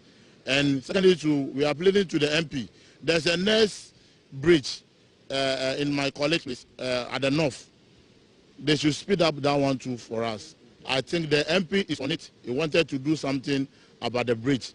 We are telling Honorable MP, Honorable Ben Aiku, we are begging you, please speed up on that bridge for us. Thank you. So these are the assembly members for the area who are pleading with the MP to help them force the contractor to speed up work so that they can start using this bridge as quickly as possible. This has been Keep an Eye from the Teshinungwa Estates. Back to you, Kafui, and the studios. Thanks very much, Jay. I'm loving the green. You're matching with the trees there. Hashtag speed up.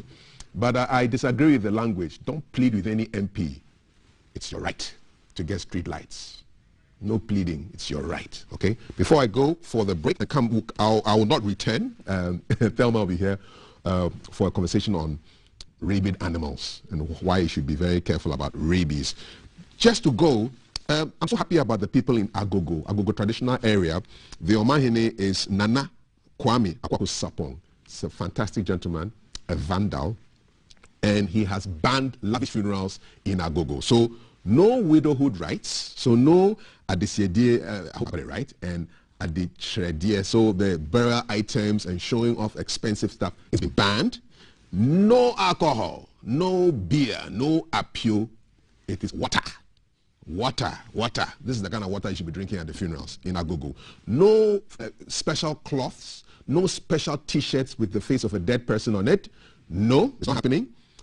The 1 week is not a whole day affair. 6 a.m. to 10 a.m. Salute to the Omahene of Agogo. No more lavish funerals. I love it. We're back, not with funerals, but with something very lively. A conversation on rabies and other things. You stay with us. This is hashtag GTV Breakfast. Agogo, we feeling too much. Coming live from the capital, this is the Breakfast Show.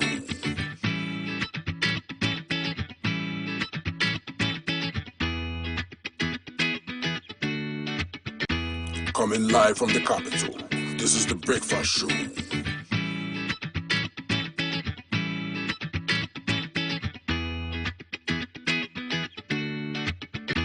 Coming live from the capital, This is the Breakfast Show.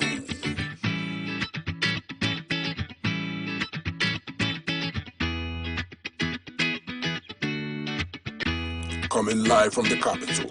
This is the Breakfast Show.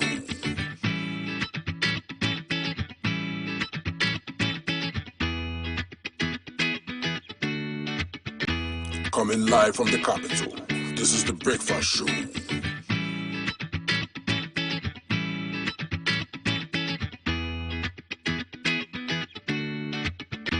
Coming live from the capital. This is the Breakfast Show.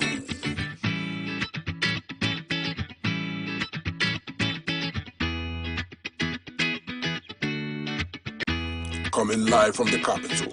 This is the Breakfast Show.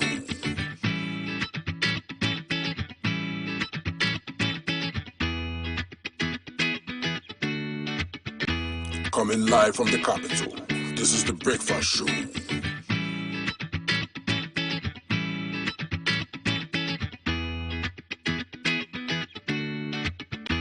Coming live from the capital. This is the Breakfast Show.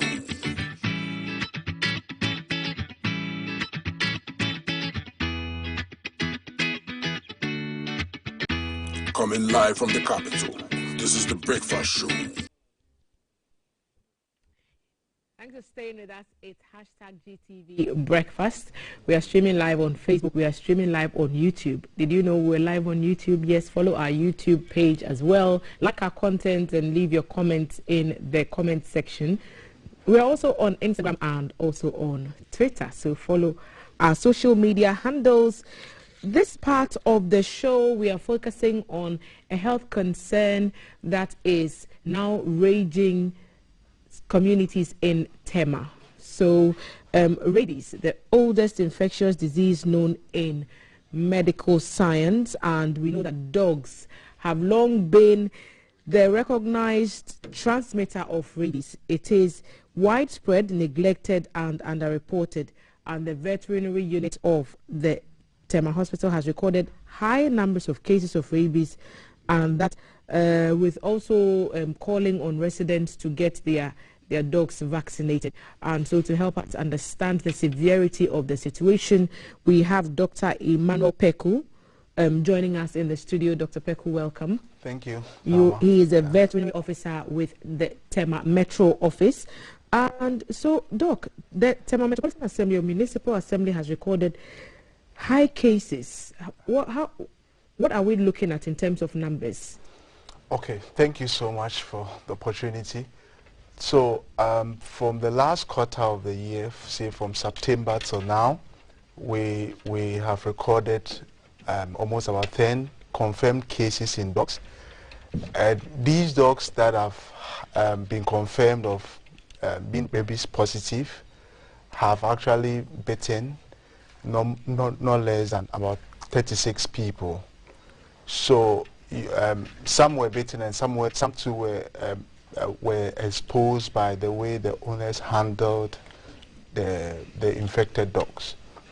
And I must say that these are just the reported ones. You have some that are not even reported. Like we rightly said, rabies is one of the underreported diseases or zoonoses that we have in the country or in the world.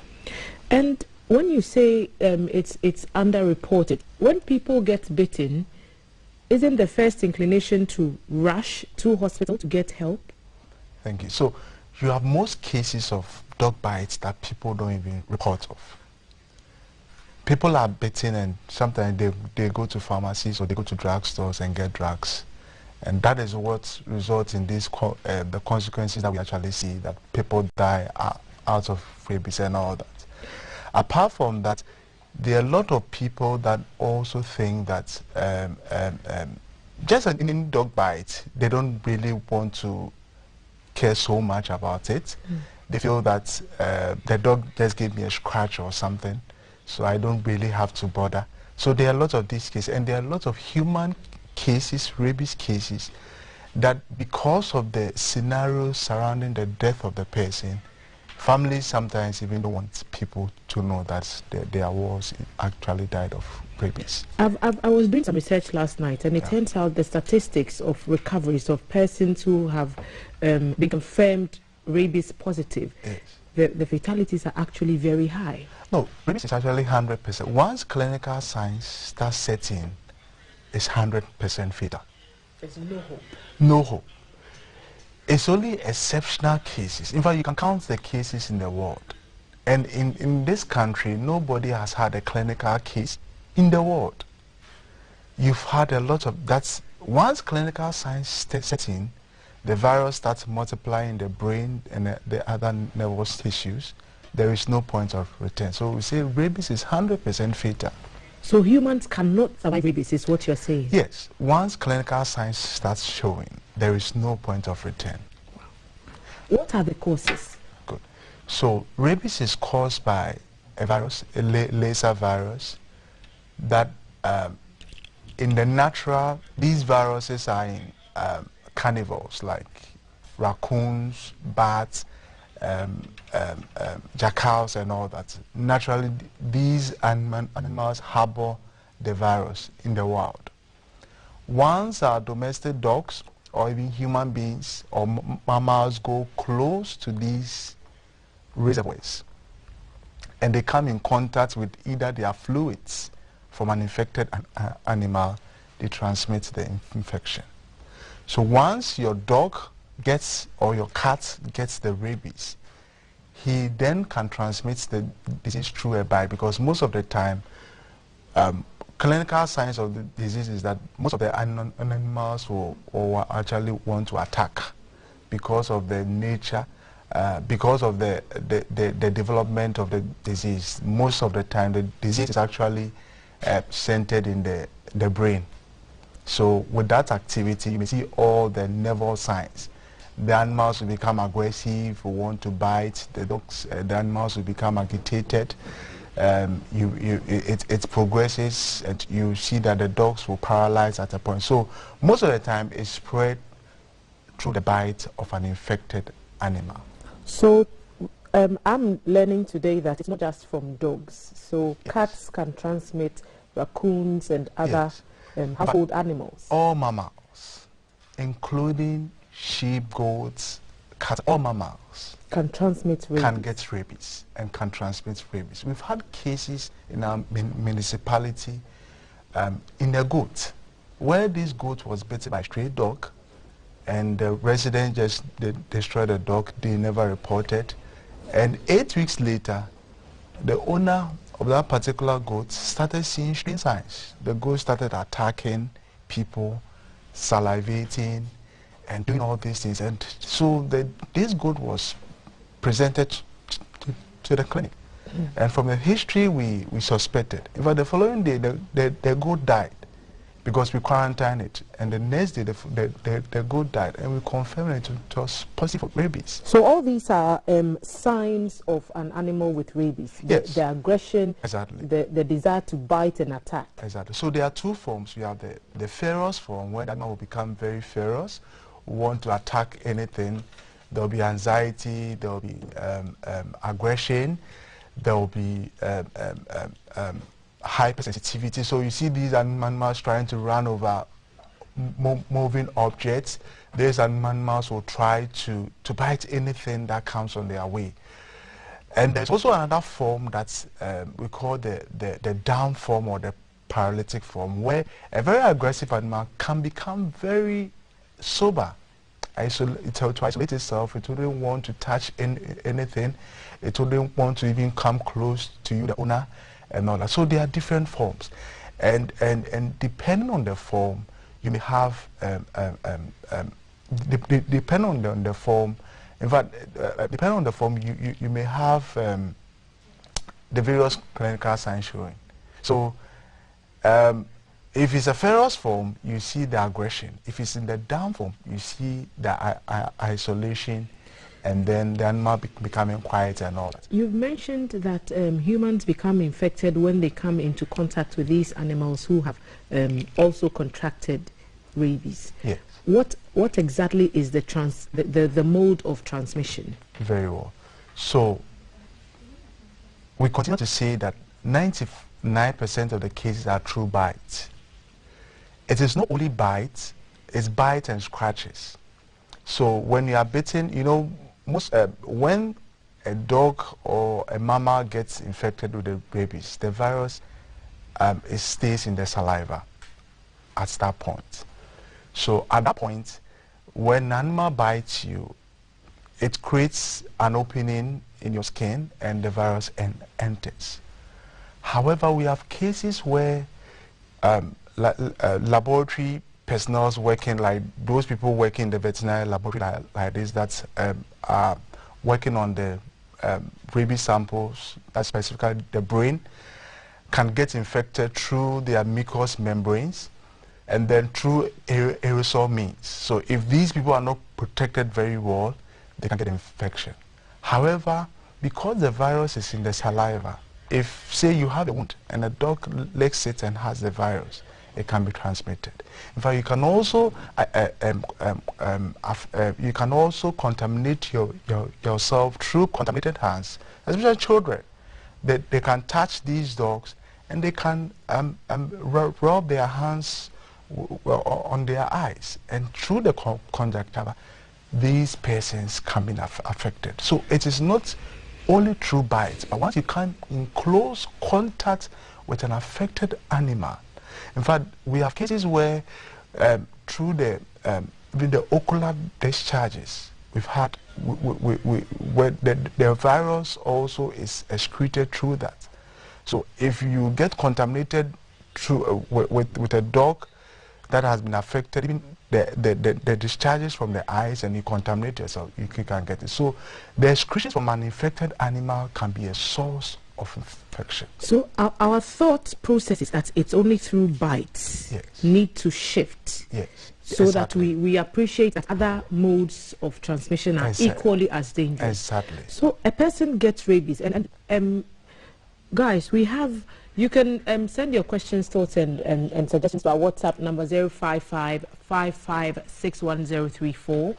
And let's ask the good doctor your questions. Do you live in the Tema area? Are you concerned about the rabies situation? What would you want to find out from the doctor? But I just want us to watch something very quickly about somebody we are told presenting symptoms of rabies. Let's have a look.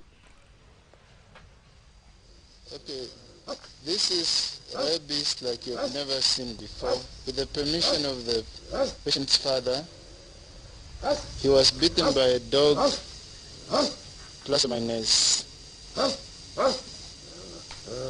2 weeks ago.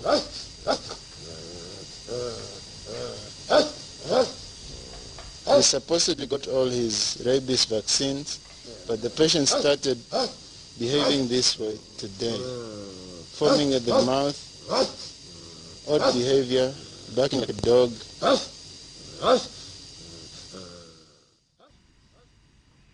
Dr. Peck, what are we seeing here? Yes, so you can see this man barking, and these are all the nervous signs that a person having rabies will present. So at this point, at this point, there's no point of return. This man definitely died. At this point, there is nothing that can save you. And we've had cases in our municipality, specifically Pokatamanso, almost from 2013, almost every other year, someone dies from rabies, even this year. And it's mostly children under 15. So everyone who gets rabies backs. So like I said, depending on the form, it can be a paralytic form where you will not present these signs. You can be very, the person will be very calm. But vegetative. Exactly.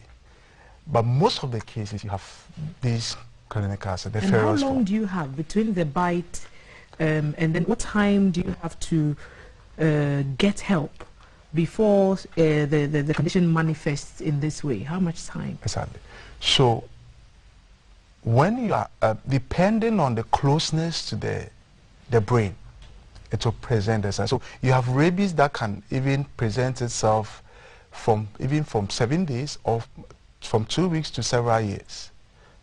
So if you are bitten, say, on your ankle, it will take time for the virus to travel. And sometimes it even depends on the amount of virus that was released into the person. and the closeness to the brain. So if you are bitten so close to your, say you are bitten on your neck by a positive case, there is a likelihood that within 2 weeks, the patient will start manifesting. Within 2 weeks? Yes, if the person did not take the post-exposure vaccine. And sometimes you don't just need the vaccine, but you need the immunoglobulin, which is the antibodies itself. Let me understand this vaccination properly. Is the vaccination for the animals or the humans? Okay. So we have two forms. It's mandatory that every dog or cat or pet are vaccinated against rabies every year. In most Ghanaian settings, for example, a goat is not a pet, but you're telling us a goat has tested positive for rabies. Because most of the cases, like this case in the goats, it was a dog that bit it. Okay. So that is why the target is our pets, the dogs, cats, and the monkeys. Okay, because most of the cases, especially the dog, they transmit it to these animals. So once you're able to vaccinate them to build the antibodies against the virus, you break the cycle. Right. And what about vaccination of persons? So persons, when you are exposed, so one, we have categories. We veterinarians are mandated to take the vaccines. We call it the pre-exposure. So we take 3 vaccines to protect us because we work in close contact with these animals. But persons that are exposed to the dog or are being bitten by the rabies dog, they have to take 5 vaccines.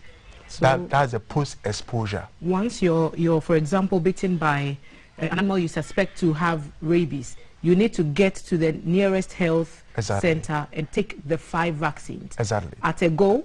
Yes, no. So once you are bitten, let me say this. We tell every victim of a dog bite that you have to quickly wash the sides with running water, not less than 15 minutes. And please don't bandage the wound. If you have any antiseptic, I always say just apply and quickly go to a hospital. Don't just go to any drugstore or anything, but go to a hospital. The hospital will take care of you, and then they will refer the case to the nearest veterinary clinic or hospital.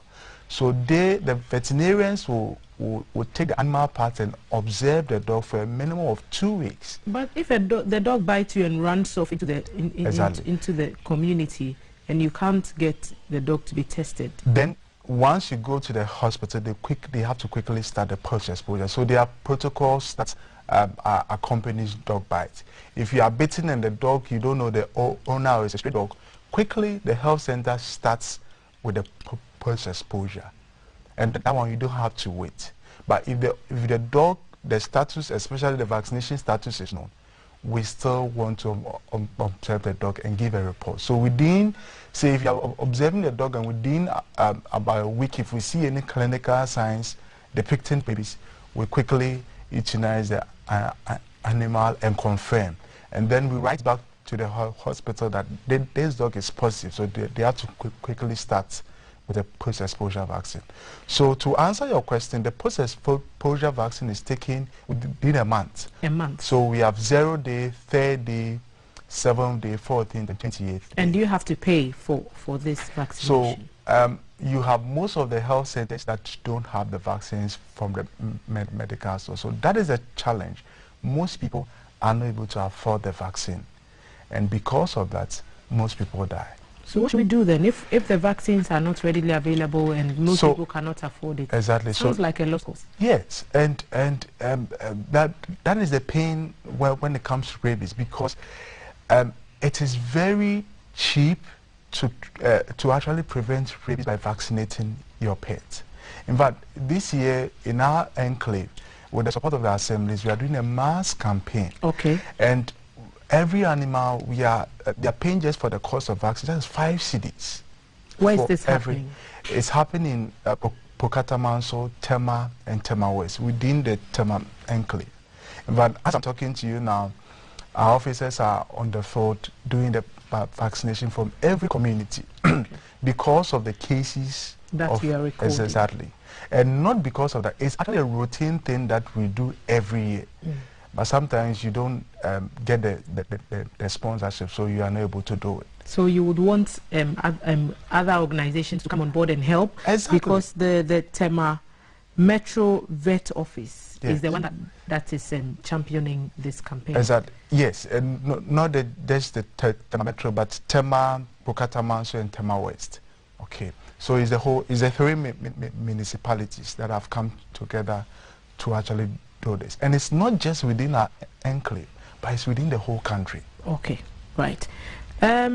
We will just put this matter to rest for now, but the good doctor has raised several issues here, and he's told us about the fact that it's not just dogs, so it can be from dogs, cats, monkeys, and even a recorded case in a goat. And it's not just from bites and scratches. You can actually contaminate your hand and ingest or put it around your eyes, and you can still get rabies.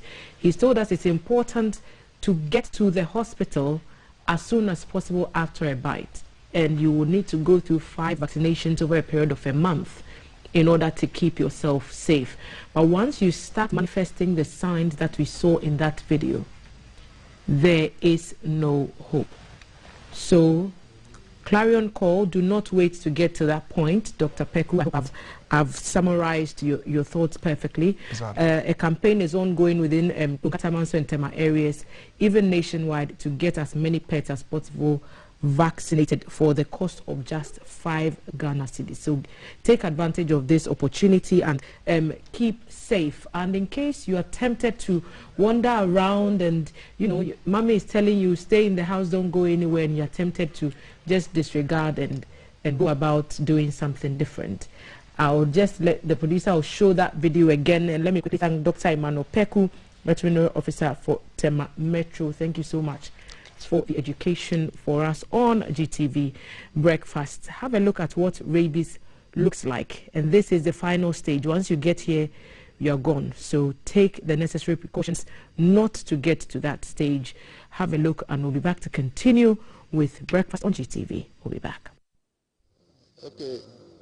This is rabies like I've never seen before. With the permission of the patient's father, he was bitten by a dog plus or minus 2 weeks ago.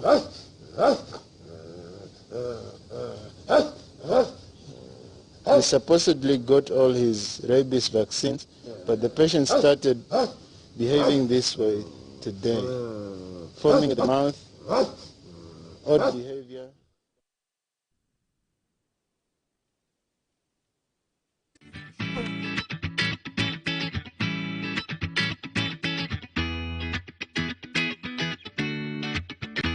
Coming live from the capital, this is the Breakfast Show.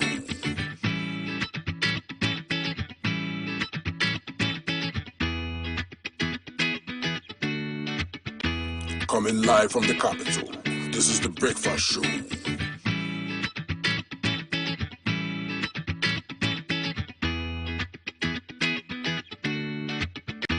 Coming live from the capital, this is the Breakfast Show.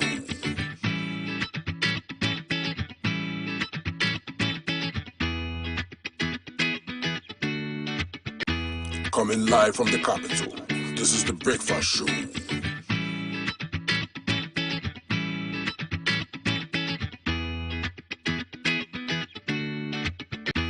Coming live from the capital, this is the Breakfast Show.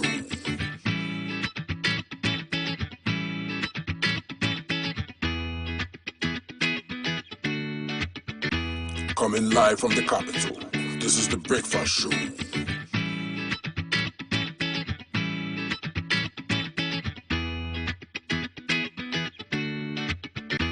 Coming live from the capital, this is the Breakfast Show.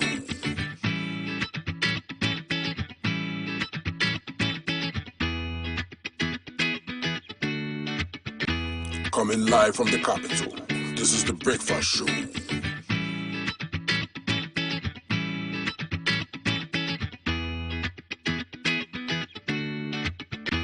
Coming live from the capital, this is the Breakfast Show.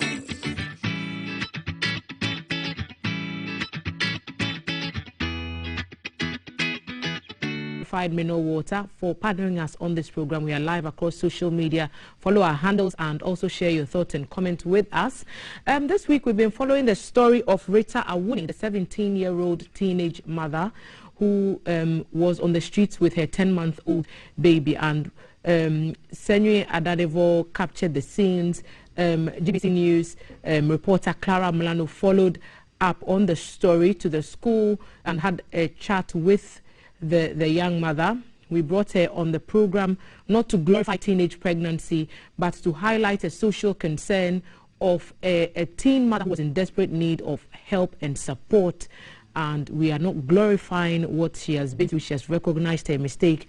And on the heels of that, the Vice President sent an aide to offer her assistance. More help continues to come in. And this morning, another NGO is in the house at the breakfast table to also offer help. And Madame Efuafil Sinfin is head of finance and administration at the Youth Bridge Foundation. They are the latest to come to us with an offer for Rita. Madam, welcome. Thank you for having me. What are you hoping to provide to young Rita and her son? Thank you. So Youth Bridge Foundation is an independent not-for-profit organization that is committed to youth development. One of our strategic focus areas is education and training. And under that, we have a program named Youth Bridge Education and Mentorship Scheme, YBEMS for short, which provides holistic and targeted support to young people in the form of educational scholarship fund, after-school support, mentoring, coaching, internships, and job placements. Currently, we have a Tallow Oil Ghana funded program named Educate to Innovate with STEM, which is focused in Western region of Ghana, where we promote, inspire, and sustain interest in science, technology, engineering, and mathematics education. We are very interested in progression, educational progression. And so at this moment, we thought of supporting young Rita Awuni to progress in her education. We are bringing on board volunteers, teacher volunteers, who are to assess young Rita, her preparedness towards the BEC examination, and provide extra tuition for her in the next few weeks up until she writes her BEC examination. We are also aware that there are other of her classmates that may be in need of such help. And so under our Educate to Innovate projects in the Western region, we have STEM clinic, where we expose the students to science laboratory, and we are bringing that science STEM clinic to her school, the Independence Avenue 2 JHS pupils, so that they will experience firsthand the practical lessons of science that should be provided along with their education. We understand that some of the students may not be aware, may not even have seen any of science practical lessons going on, and this is the opportunity we are taking to take the students through those lessons so that before they enter the examinations, the upcoming BEC, they would have understood. Right. I presume that you have been in touch with Rita.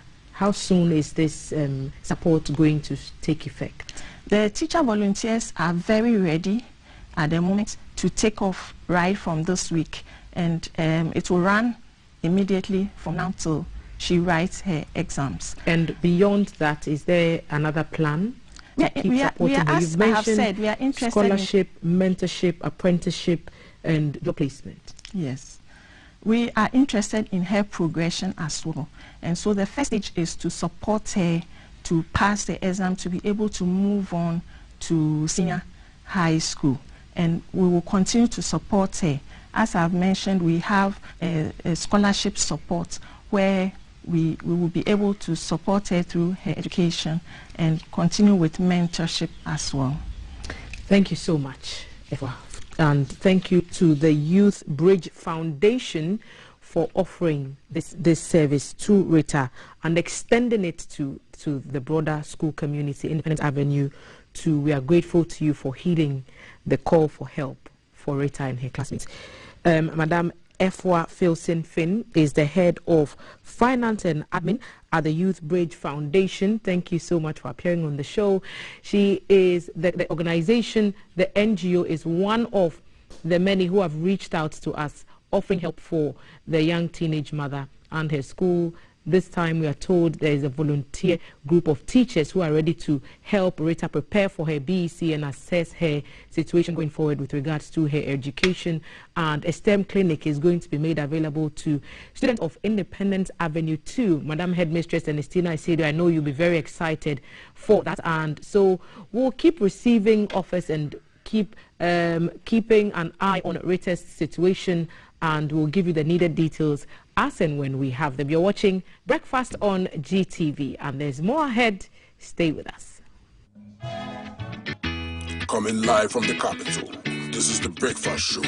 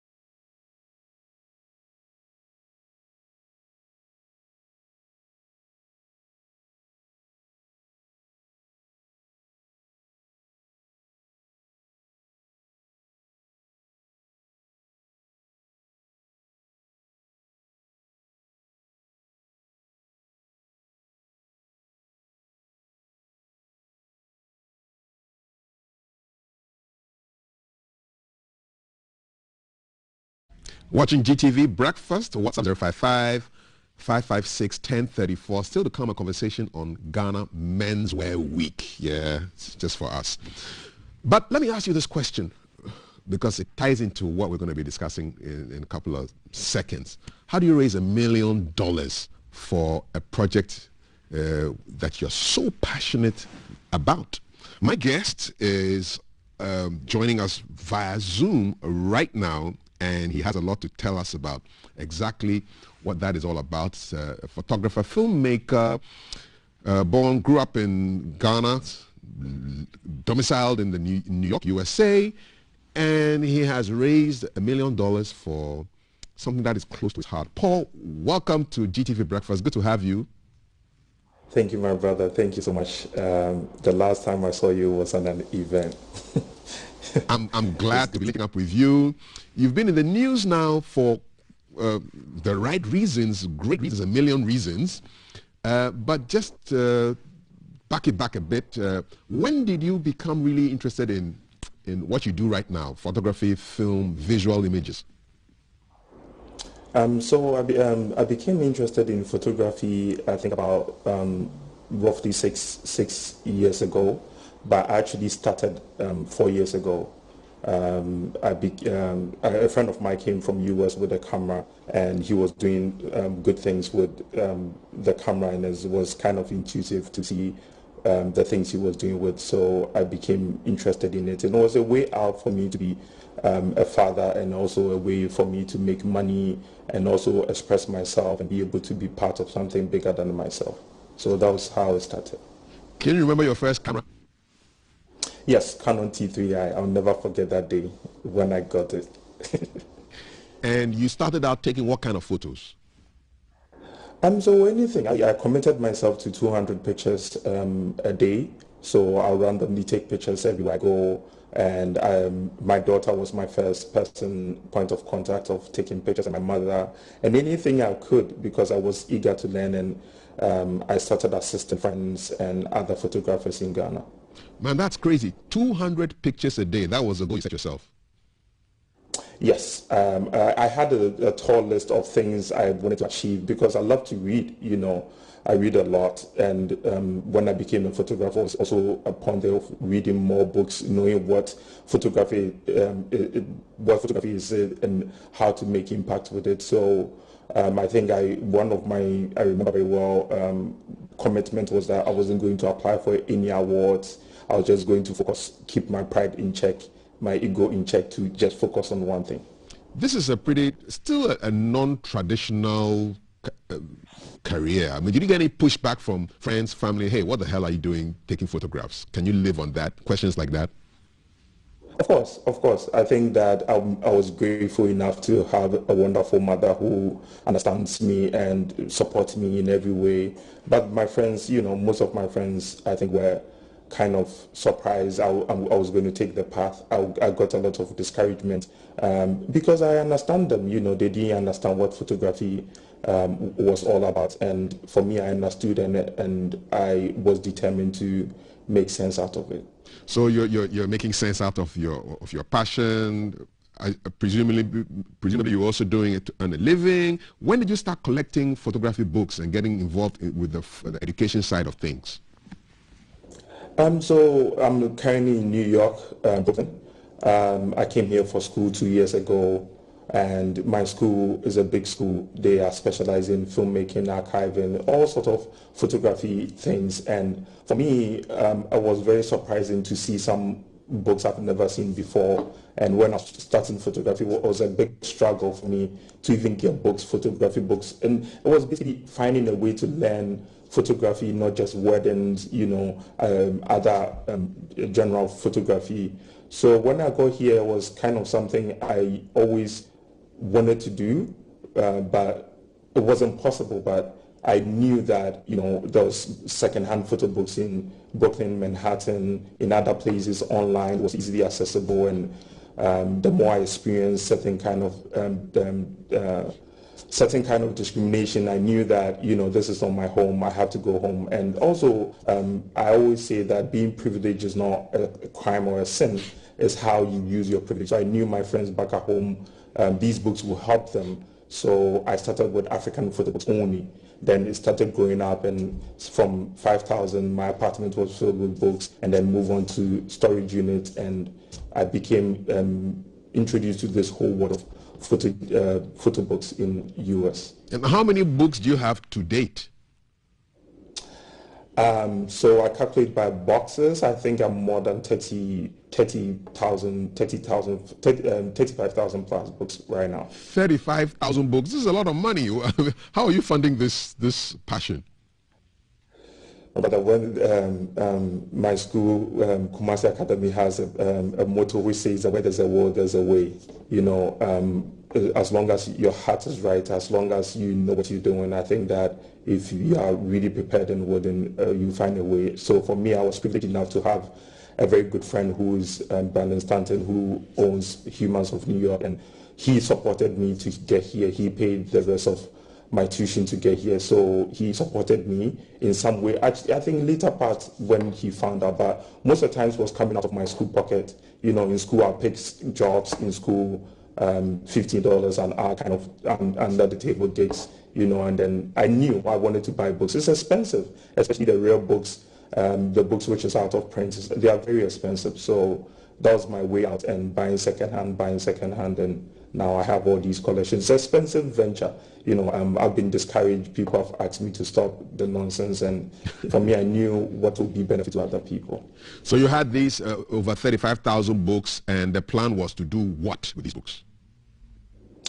I mean, in the beginning, I'll be honest with you, you know, I was just to bring probably 1,000 books to Ghana, just hang out with my friends in my apartment, or find a place at Osu, find a place at maybe Kumasi, just small space. But the more, you know, I got into to know more about photojournalism, I went to certain organizations which are here in New York and asked them how they did it, you know, and it was very easy in a sense that Ghana do not have something like that, and I wanted to do this for my people and the continent of Africa, and that's how I was able to envision it and keep going and going. I never knew, I'll be honest with you, if I knew that I'll raise $1.2 million today, I will tell you I'm a liar. I didn't know it was going to happen.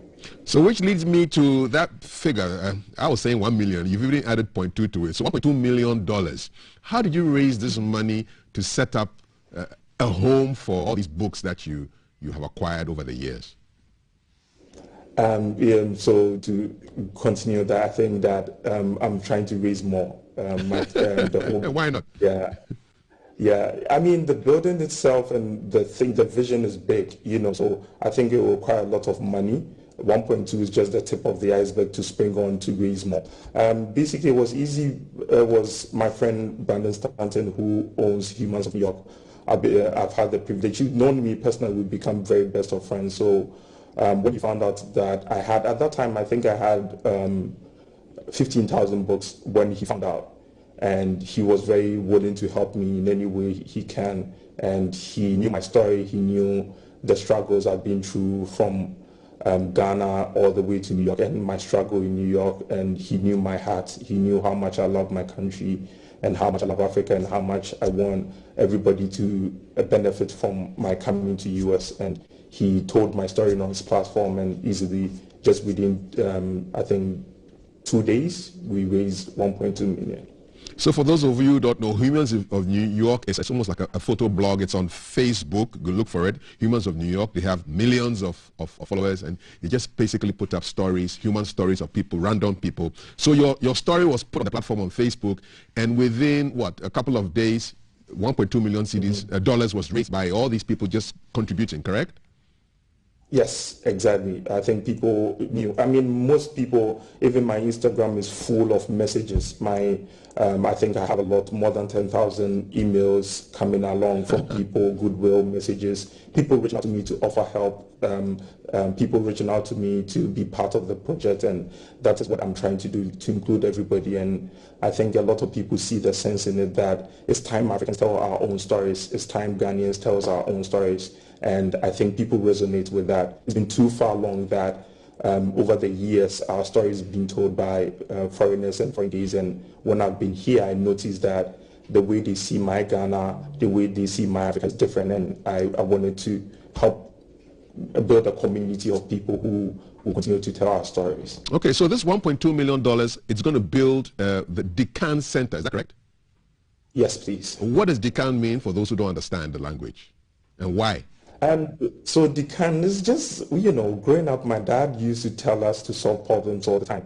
Back at home is like, my dad is pragmatic. He was like, you need to solve the problem. So every time he used to, I think it's embedded in me, he used to tell me a lot, take the lead to do something. So when I have this idea, I was like, we all have to, all I'm trying to do is solve a problem. All I'm trying to do is encourage people. It's not just the building. I'm just encouraging people. I'm just inspiring other people that, we need to solve little problem. A problem in Osu, a problem in Accra, a problem in Kumasi, a problem in Lake Debi, little problems. So for me, the name is symbolic because I want everybody to get involved to, be able to help. It's not just for photographers. It's for other people. My brother, if you want to learn photography, to take pictures of your kids, to do more of works of journalism and other things. This is what it's for.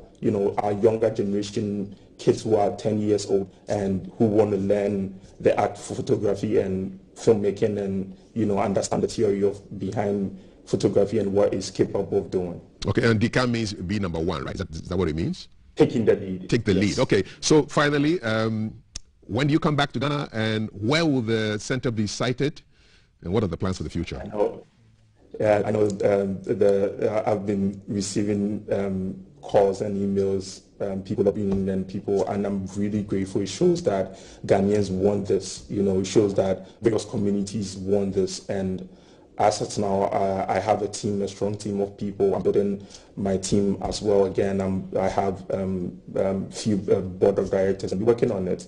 I'm looking for support from my community, from people from all walks of life to make this happen. So at the right time, we will decide where it will be suitable. And again, I grew up in Buakwa. I come from Kumau. What about the kid in Kumau? How would you benefit from this? That is what my focus is. The location might not be the main thing, but how to bridge the gap between somebody in northern region, upper east. You know, how can such a person benefit from such a facility? So that is my focus. Some of us, if might not be able to get to certain stages in life, if it was our father's connections or anything. So I'm thinking about those kids and, you know, where I come from and how to help other people. So coming back to Ghana, I'll be back very soon. I'm trying to raise more money here. I'm trying to get more books. I'm trying to do as much as I can before I'm back home. And Ghana is my home, and that's where I want to be. Okay, and your parting words before I let you go? Thank you so much for having me here.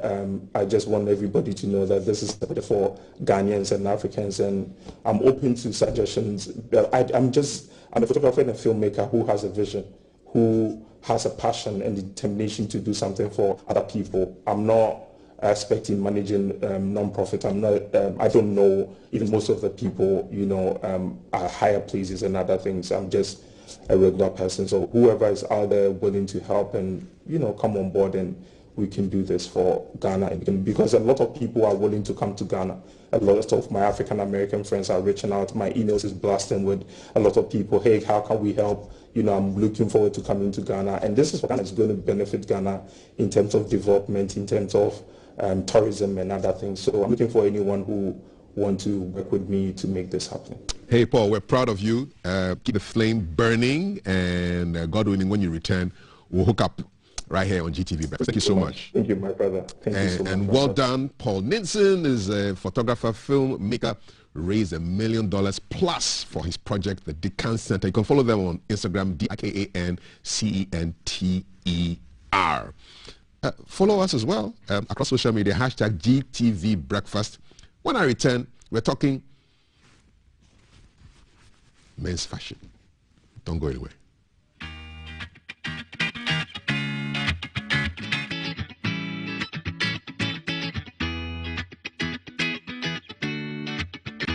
Coming live from the capital, this is the Breakfast Show.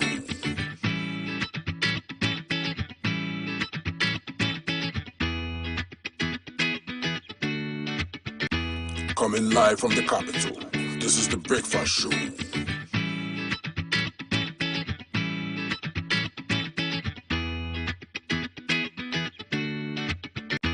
Coming live from the capital, this is the Breakfast Show.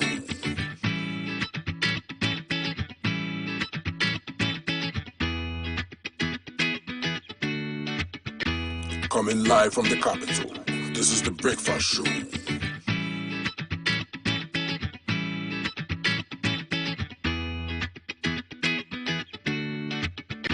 Coming live from the capital, this is the Breakfast Show.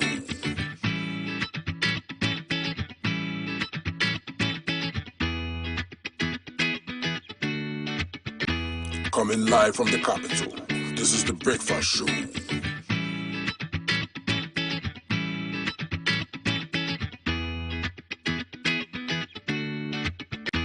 Coming live from the capital, this is the Breakfast Show. Look, on the runway, you're not so smiling. The attention should be on the clothes, you know, so pay me hard and then just walk. Let them see the clothes. So when I saw that picture there, it reminded me of that time. It reminds me of fashion, and not just female fashion, but men's fashion as well. And I have a trio of gentlemen here to talk to us about Ghana Men's Wear Week. So Nana Mensah is the founder of Ghana Men's Wear Week, to my immediate left.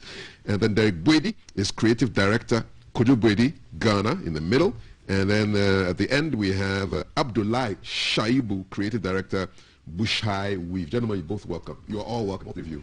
Thank you. Yeah, both designers and then the upcoming designer, right? Yes. Nana? Shadow designer. Yes, shadow designer. I like that. I like that. So Ghana Menswear Week. I have not heard of this before. What's going on there? Well, thank you for having us. Previously, we were Accra Men's Fashion Week, and we had to rebrand to give it a national feel. So it became Ghana Menswear Week. Basically, it's a platform that we created in 2016. Okay. The idea was to give the platform to menswear designers, accessory designers, brands and services that target men and their products, whatever that they're doing, and sort of bring attention to that segment. Because I had done fashion for a while and I noticed that although there were a lot of talents and creativity in the menswear segment, it wasn't really out there like that in terms of standing on its own. Okay. Because you usually pair them with a female during fashion shows and they take the center stage, I mean, due to their looks and whatever it is that they touch to their whole. So we thought we'd create a platform that would solely be dedicated to menswear. Okay. Hence the birth of Ghana Menswear Week, formerly Accra Men's Fashion Week. All right, let's talk to the designers. Leave the shadow designer for now. In terms of I mean, progress, how far has fashion done for men in Ghana? Actually, basically now, menswear or fashion in Ghana is now improving gradually. What do you think is the reason for that? Because people are beginning to embrace fashion. Really? Yeah. Men were not fashionable before? First, people don't believe in fashion, and what they believe in to go to Kantamanto and get their foods. But I want to use fashion. Yeah, but you know, they didn't give the fashion designers the much support. But now everybody wants to be in fashion, especially African fashion. Everybody wants to look good. Right. If you're going to wedding or engagement, they want to look good. Unlike like first, the person has to just go to Kataman to get his foods and wear it and on all he goes. Okay. So now we can see that fashion is not improving unlike first. Okay. Derek, what do you think is the reason? I think social media has also helped. Really? Yes, because people want to take good pictures, have to dress nice clothing, and want to post it online. And so they would want to look very good. And so I believe that social media, in a way, has helped people improve on their fashion sense. Because they want to be seen as being dressed properly on social media. Okay. So without Instagram and all those things, we may have still been doing our normal things, right? Instagram has really it's helped, so much. Yeah. Okay. Social media has really done so much because people see things and then the order. Let me also look like what this particular person is looking at. Okay. And now? You agree with your I mean, definitely. The world is growing, and like we keep saying, it's a global village. Okay. Initially, we didn't have access to other forms of fashions around the world, and so we're in a little corner doing whatever we think we knew best. And then the world opened up, kind of courtesy of the internet and everything else. So we started like seeing whatever was happening in other parts of the world, international fashion shows, exhibitions, and everything. And we sort of awakened our fashion sense, and there's been no stopping, since then. So it's really brought attention based on what is happening in the world, but most importantly, thanks to the internet and the World Wide Web. I've been spending on clothes because I speak to designers. They say, well, I prefer to do women because women can wear 2-3 outfits a day or two a day, and they can change. They don't want to repeat. And man, if you have 4 shirts, 2 suits, like one every day, you're cool. You can be on like that. Are men buying? Yeah, men are beginning to embrace fashion. Really? Initially, men don't embrace fashion, as unlike women, because the person can even sew one outfit and he can wear it for the whole year. Yes. But now men are really embracing fashion. So that is why we in the men's section, we are also enjoying our business. Okay, Derek, it sounds like to be a fashionable man, you have to have a lot of money, correct? Not necessarily. It depends on how you combine things in your wardrobe. You may not necessarily have a lot of money, but you can have style, and I believe style really sells. For example, that is not money. No, of course. I mean, it's money, but it's not a lot of money. You are saying yes. You can have some outfits in your wardrobe. You can combine it in a very particular way and look good. Maybe you would have like 2 trousers, black and maybe a blue black. Okay. And you may have like a t-shirt or maybe like a turtleneck or something. Have a jacket. Okay. Maybe 2 jackets. It depends on how you blend those outfits together. Okay, so 2 different pairs of trousers, 2 jackets, and then you can just mix and match. Yes, I mean, it depends on your style. Okay. You can put a tie on one, and the other day you may change the tie. Okay. There are so many things you can do to be still fashionable without spending a lot of money. All right. Nana? so you take that kind of advice, right? No, yeah, definitely. I mean, that's the reality. I think that the era of spending so much is gone. Again, it depends on your style and how you want to be seen. So based on where you're going, it also matters. Is it a casual, outing? Is it a corporate outing? So based on the environment that you find yourself in, you can basically do a little much. And you rightly said, men don't spend so much like women, because I've worn these trousers for like 4 occasions, and I'm good to go. I know my sister will not do that because she feels her friends will ask her why she's wearing, or repeating her clothing. So yes, we do spend, but we make sure that, it's minimal, unlike, women. But at the end of the day, when you put your style together, you can still slay on a budget, like we say. All right, slay on a budget. I like the hashtag slay on a budget. In case you just joined us, we're talking men's wear right here on GTV Breakfast in the lifestyle segment. We'll talk about the men's wear week and what to expect, but let's talk to our designers. So, biggest challenge in your business right now, apart from men who don't want to spend too much? Abdullah. The biggest challenge is the finance. The finance, Yes, because of you as a designer, you decided to brand yourself, because there are other designers, or let's say tailors out there, but you wanted to brand yourself, let people identify you. You have to put finance inside. Okay. And because all your intention is I wanted to brand myself, so without finance you cannot make it, because people don't have to come to your showroom or your workshop and see anything just like that. But now with Instagram, do you need a showroom? You don't need a showroom, but people also want to come and see a good, yes, because people might see you on the social media, you are looking so splendid, everything was looking so splendid, and when they come to your workshop or your showroom, nothing. Sometimes they will not even wait for you when you are not around, and they are supposed to wait for you, and they see the environment, and the environment wasn't so good, they will even leave before you come. Okay. So finance is yes, so you have to, finance is a major it's a big problem. deal. Okay, Derek, how about you? Okay, so I would finance, of course, because you don't want to grow your brand, and then you don't want to do more advertisement. Like, I mean, coming on TV it's very expensive. Putting billboards is very expensive. They are all forms of advertisement. YouTube Day, Instagram Day. Of course, but then, I mean, there are so many, YouTube Day, of course, but you want to maybe be seen, also, you want to be seen, your art want to be seen on billboards and all of that. Yes, right in front of Tantamount, you put your big billboard. Exactly. And don't go there, come here. And it's expensive. And it's even YouTube, you need to sometimes sponsor your art and all of that. Boost them, so they are all expensive. Okay. And also I would add, sometimes you get a lot of demand, and you need workers to come to be on board to help. Okay. And that's also one of the major challenges you normally face. All right, I'll talk to you about the whole putting things together. But let me just get to Nana. So how does Ghana Men's Wear Week help designers like Abdullah and Derek? Yeah, so basically the plan was to just spotlight them. Like we're doing right now, it's helping them. We're here having an interview with Kafui Day. The world is watching, and for me, that's selling them one way or the other. Now, when they're on the platforms and they are done, what we do is that we don't just end it there. We introduce them to buyers. We put them on all our networks. Basically, it's not just coming to do a fashion show and going. But at the end of the day, what do you get back? What are the returns?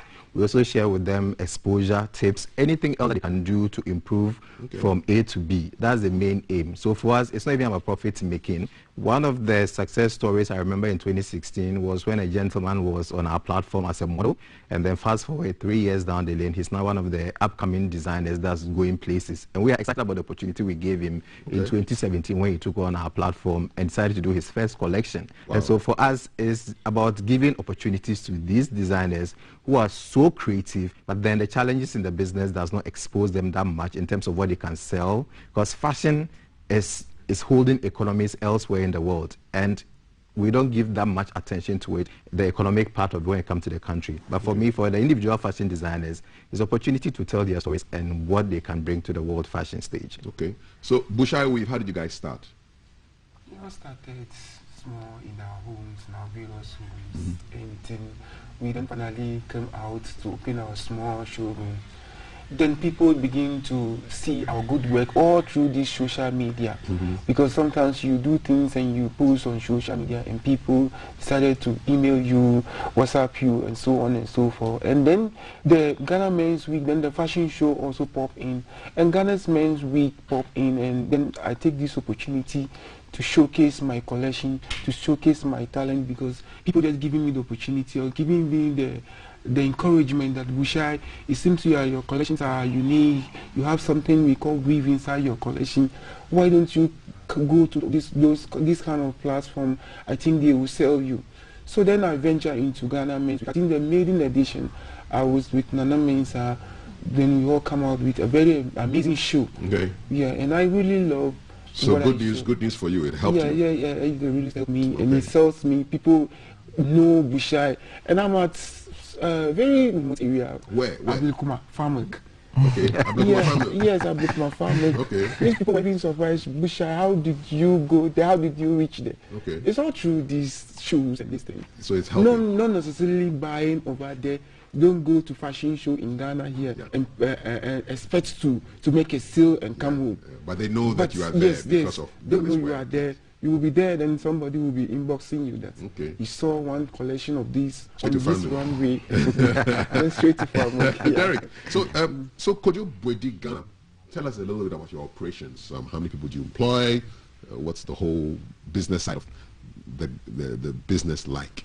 The business side of the fashion industry that you're in. Okay, so Kojo Bwedi Ghana, we have a workforce of like 5 tailors, and we have I have a showroom in La Paz, so I have an assistant who actually helps in when I'm not around. Okay. And also we do a lot. We are mostly menswear, and most couture. We do the couture kind of menswear. Okay, what is that? Educate me. What is couture? So couture is more a very sophisticated kind of menswear. Like what you're wearing? Like what I'm wearing. Okay. Yes. So we want to put so much details, like the way the ladies would want to look so extravagant. So that's how menswear was, for the couture side, for the menswear. So that's how we describe it. Okay. Yes. Awesome. I'm glad. But Nana, so we're kind of wrapping up.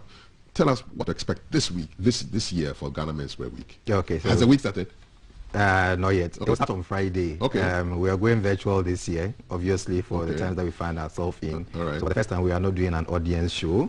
We're going to tape the show and beam it virtually. On which platform? On our social media handles. That's Ghana Menswear Week on Facebook. Ghana Menswear Week. Yes, and our website and then YouTube pages as well. So on Friday, we're going to have a virtual seminar. And the virtual seminar basically will have industry players discuss the effect of COVID-19 on the fashion business in Ghana.